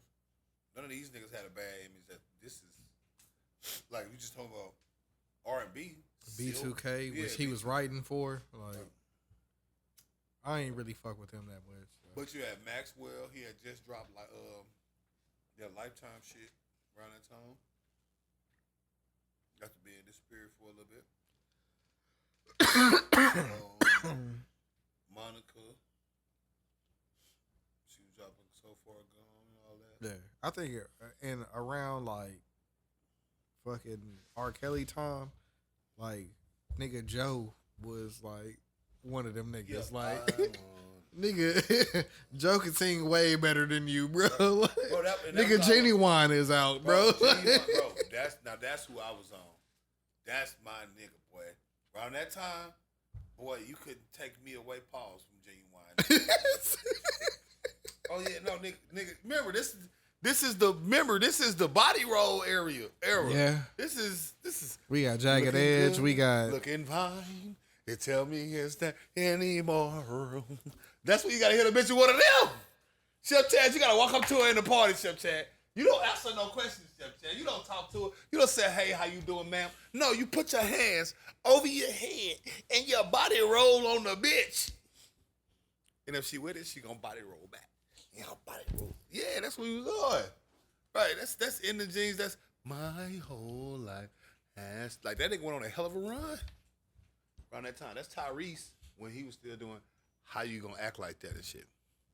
It was just like, yeah, like for me, R. Kelly he never had the musicality in his voice that I needed. But TP2, he had the right. He was more fit for like the B2K type niggas or like he could make music for them and him because they was. Because I think I heard TP2 like in 2002, something like that. Yeah. Because you remember back then, like you had to have CDs and shit, so. It wasn't like that was bootlegging them hoes. Yeah, but it wasn't even then. It wasn't like it depended on if your bootleg nigga could get it. That might have been 2001 for real, because it was a nigga that TP2 was... came out in 2000. That's what I'm saying. But remember, it took a minute for shit to circulate back then. Like it wasn't like we in the South one, and it wasn't like I said. That's what I'm saying. Oh no, it was a nigga that was bootlegging crazy at the time. Oh no, I know. But even then, you know who I'm talking about. That nigga used to come on the phone on the bus and that nigga had an alarm on his phone. Nigga cell phone not on, but the alarm go off, so it make it seem like he the bootleg nigga. Right. In high school. Like. Right. But what I'm saying is, even then, what you saying that's 01? Y'all was bootlegging in 01? Nigga, the internet was out, nigga. Like, yeah, but it wasn't that good. Nigga, what? It was dialing up, but niggas was still downloading CDs. No, I know that. Nigga, we was mixing in So like I got. That's like prime Napster and all that shit, bro. Like, so no, I was on LimeWire, but I ain't get to high school till 03. So I started burning CDs probably in like 6th grade. Probably about the same. Okay, but see, yeah, y'all was already. But see, you a little bit older than me. I know you should be 39. I'm. You the same age as my brother. Yeah. But Yeah. Yeah. As far as I didn't know they was doing that, but like, yeah, like I ain't hear that best track probably like 02, 03 type shit.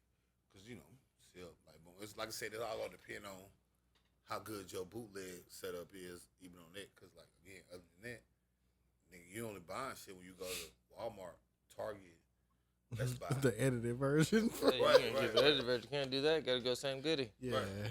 Gotta go Sam Goody. Ooh, wait, Sam Goody. Ooh, wait. Yeah, Sam Goody, Circuit City, fuck it. Boy, it's so many bit like damn, boy. Circuit City had the Oh, yeah. They had the cheapest one. That's where I Circuit got my first recording program from.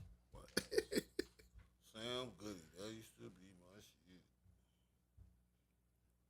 They just get dropped off at the mall for that shit.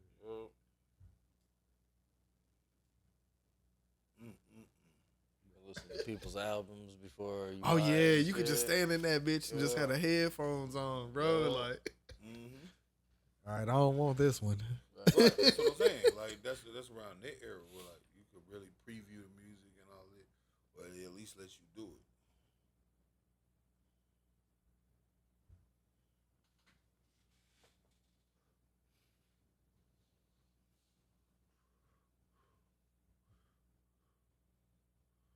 Yeah, that was when them niggas, I give you a good deal, my brother. Yeah. I hope them niggas invested their money well, cause they was in a dying business. Yeah, that shit was over quick. Quick. CDs actually was That was probably the shortest lived one. Cause remember, like VHS tapes, that was back in really probably in the 70s, 80s. Like they had that shit for a long ass time. You watch VHS tapes, and remember in like as far as like music, it was the reels. They ain't come out with CDs till like what? Cassette tapes in the 90s. Yep. Cassette tapes in the 90s, right? Yeah, in the 80s because we all used to make our mix from the radio. Right, and record them Right. on the cassette tape. I remember that. So I'm trying to remember when they first came out because I know it wasn't that long. It was like a blip because they came out the MP3 players so fast. Yep. After they came out. After CDs, nigga, the 'cause it MP3s was so- 'cause like yeah, right like after that. Right, it was like CDs, and then they made. I remember the first time they had them big gig CDs where you could start downloading like more than just. And I was like, what? Like you could have like 300 songs on the CD. Remember that? Yep. Like you could put them bitches on there in a certain way, and burn that bitch a certain way to have like 300 songs on that house. And right after that, it was MP3s, and it was never CDs again. Niggas was like, what CDs? Like nigga. Only CDs the nigga had was either some shit you just wanted to keep or it was something to do with a computer program. AOL 3.0. Get that bitch in the mail. So Kel's got a long fan base, bro. Yeah. I don't think he gonna struggle if he get out, bro. Like,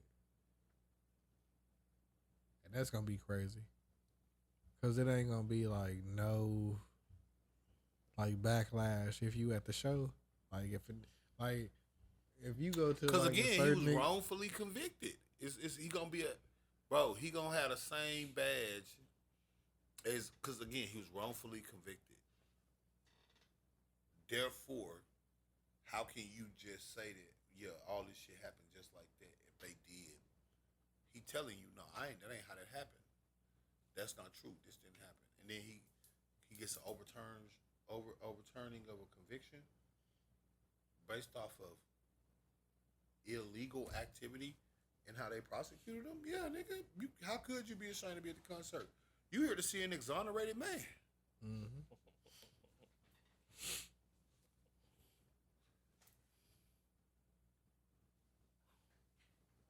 Yeah, I ain't saying that nigga gonna have no Super Bowl or nothing, but that nigga gonna be able to come out and Oh, he might get a Super Bowl. That's what I'm saying. Because again, it's who R. Kelly. makes to book that nigga for Bro. no Super Bowl? He Bro. don't even want you to hear the album, nigga. Oh well, no. Oh, I didn't know you were talking about like a real Super Bowl. I'm saying he's gonna have his own Super. Remember, people have been making rumblings of wanting to support him even now. They're just scared because they think they're gonna be shunned. Remember, every time a versus conversation come up, especially when they start talking about the R&B king. They go, somebody. Well, we're not ready for to have the conversation about who the real R&B king is. or something. You know what I'm saying? It'd be something like that. Like, man, it's this nigga that really, you know what I mean? It's one nigga that could wash all y'all faves. Or something like that. It's like, you know what I mean? What does that even mean? Oh, I was talking about that shit. Like, it's like, you know what I mean? Some shit like that. It's like never, like, man, I support R. Kelly. I don't give a fuck what y'all saying. That man is one of the greatest R&B artists of all time. Y'all, like, never that. It's never that. Because they know you getting washed. The quote tweets on that shit finna go from 1 to 1,000 within an hour. Oh, just the hate. They finna tell you to die. They gonna dox you. They gonna go look for any. His address is. They gonna go look for any inappropriate tweets you've ever made and report you. Try to get your page clout. Mm-hmm. They gon' so and niggas know that. So most of the time, niggas is like I said, they play around with they go, but yeah, they been wanting to support because like I said, if it come down to a versus, it's Kels. Fiesta. Bro, Kels done wrote songs for Chris Brown. He done wrote songs for B2K. He done wrote songs for. You see what I'm saying? Like you can't keep up with him in that way. You can't. You don't have no one has the room. Like, right, we gotta go start going back to Babyface.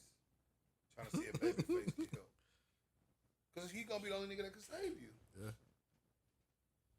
You gonna need like a Teddy Riley Bro, you or gonna need a nigga that did. Jermaine Dupri because bro, Puff can't go no more. Like, bro, you gonna need somebody that pioneered the game. Ronald Isley. Like, he's a part of their legacy. Matter of fact, Jimmy Jam and Terry Lewis already did one. Right, so. right. That's what I'm saying. I'll do you one better. It might be argued that R. Kelly is a very big part of why Ronald Isley and them are relevant right now.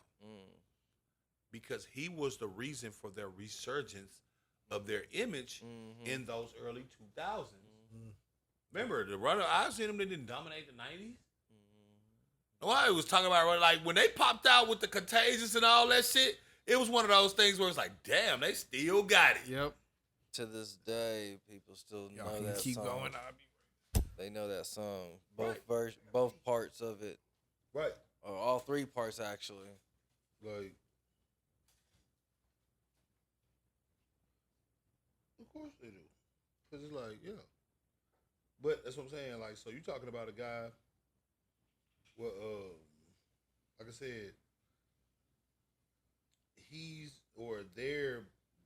their credit, I'm not saying like their whole existence is due to R. Kelly. I would never say no crazy shit like that, right? But if we talking about their relevance in the new millennium, because like people gotta remember, Ronald Isley and them first song came out in 1959. Right. They first hit. Right. 1959. 59. 59. I'm making sure we clear. 1959. That's when they first track came out. So by 2000, they were a 40-year-old band. Right. Like they already had greatest hit CDs made. And, you know what I mean? Like, because you know how I go, bro. Like, you know your career washed when they start doing the greatest hits. That's how you know the streets tell you done fell off. When they start doing compilation discs of your shit, they saying we don't think you got nothing else coming. That's what they say, Chef Chad. We have decided that you're done. Right. That's why they don't like accepting them lifetime achievement too early. Right. Y'all niggas already saying it's a wrap. Right. Like, at that point, you decided that I'm done.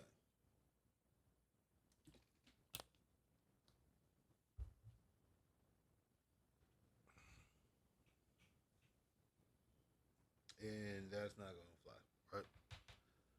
But nonetheless, if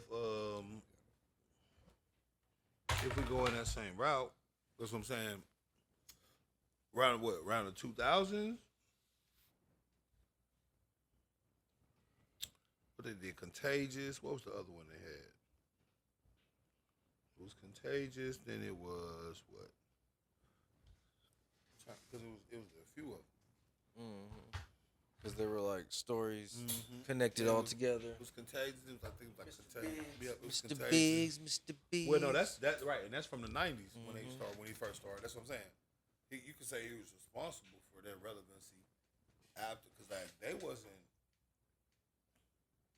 like, I mean, and that's not saying like they was nobody or something like, oh, they lost their reverence. I'm saying, you know how the game go, bro. You really got 5 good years in this shit. Everything. Ask Lil Baby. Nigga, 2 years ago, Lil Baby was the GOAT. I could go find a tweet. I could throw in a Lil Baby right now and GOAT. I guarantee you something gonna pop up. Because 2 years ago, Baby was the Lil Baby. He's on a historic run. Yeah, I give you 2020, 2021. Right. Was the last time. Right. That's what I'm saying. Because he had the GOAT in the video with Right. the emotional, whatever that album was called. Right. Even on he had just did it on what's that song with Drake? On the one where that nigga killed Drake on that. Hey man, that nigga Drake been getting murked, bro. And niggas don't want to say that shit. What's the name of that song? Nigga, go back and listen to First Person Shooter, my nigga. Oh no, he got murdered. It was only one active shooter on that song.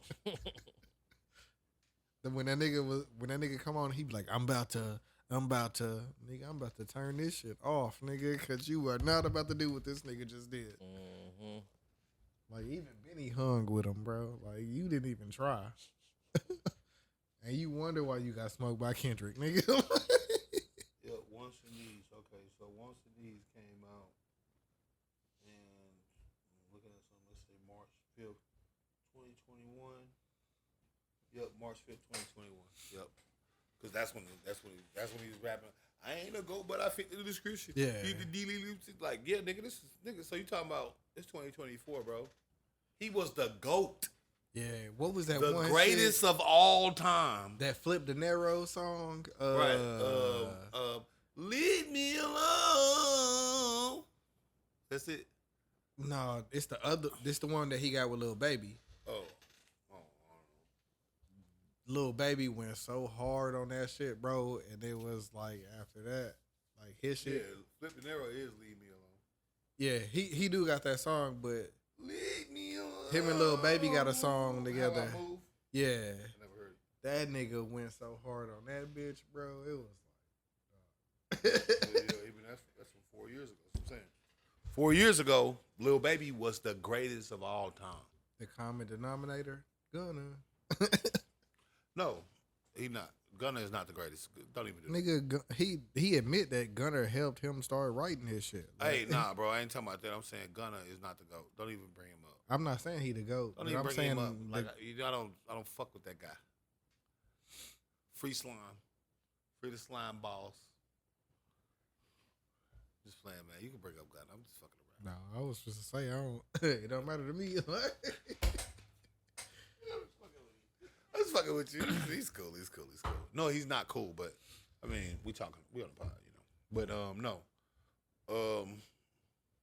Slime ball wise. What's it do? Something to sip. Nothing too crazy. A little sip. That's how they pour them in the movies. You know.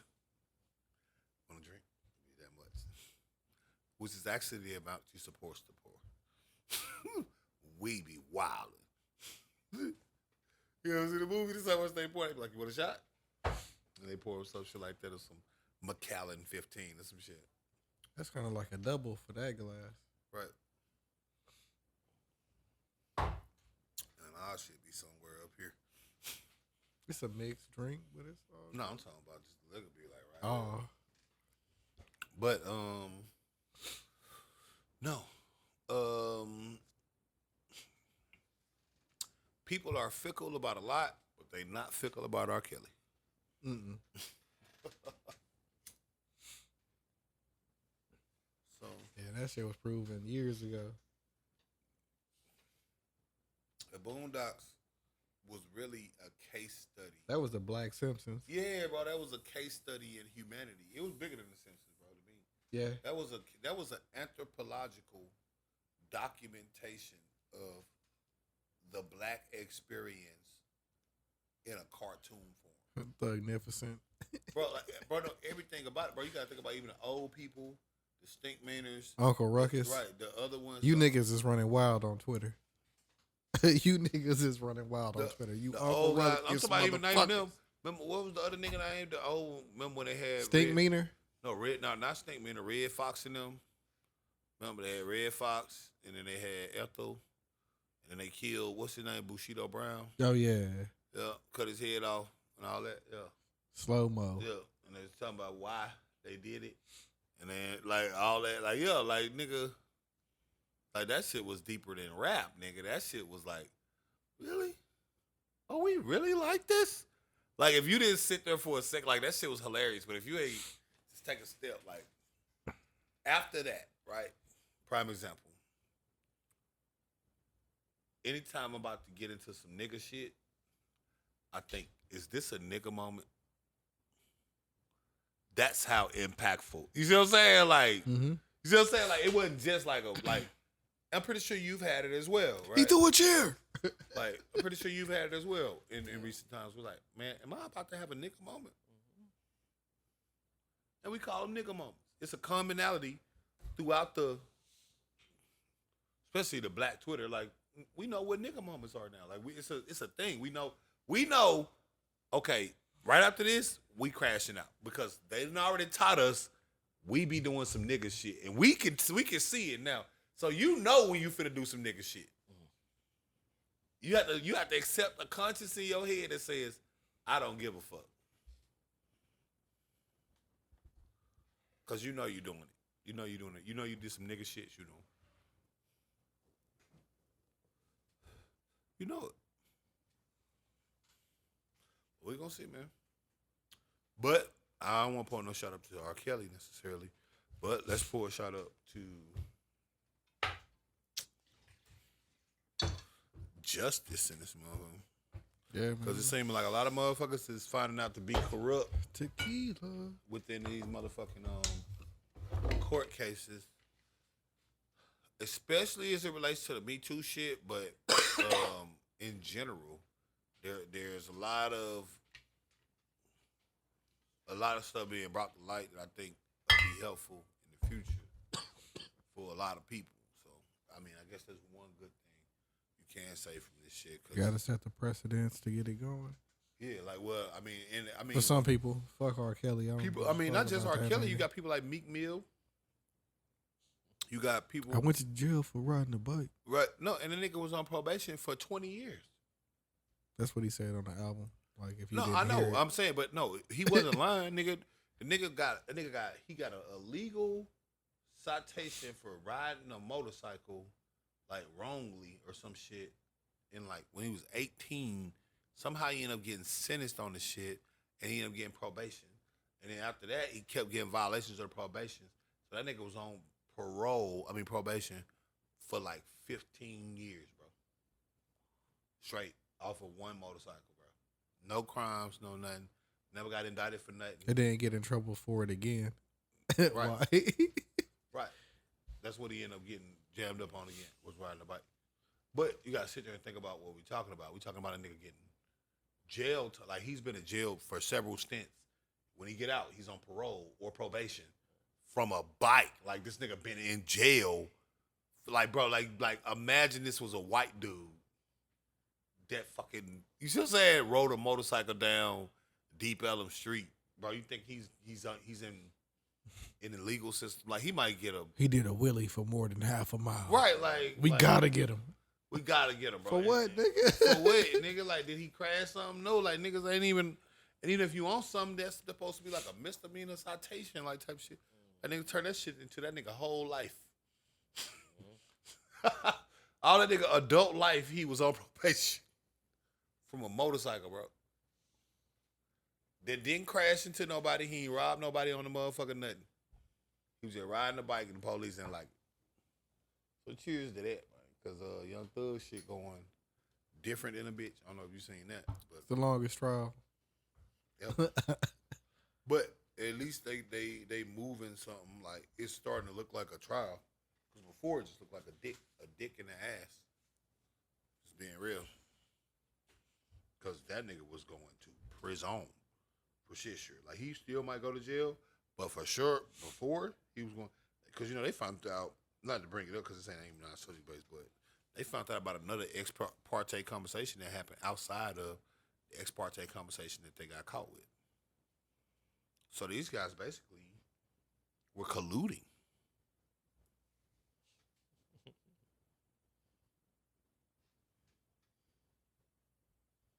Like, so, cheers to that.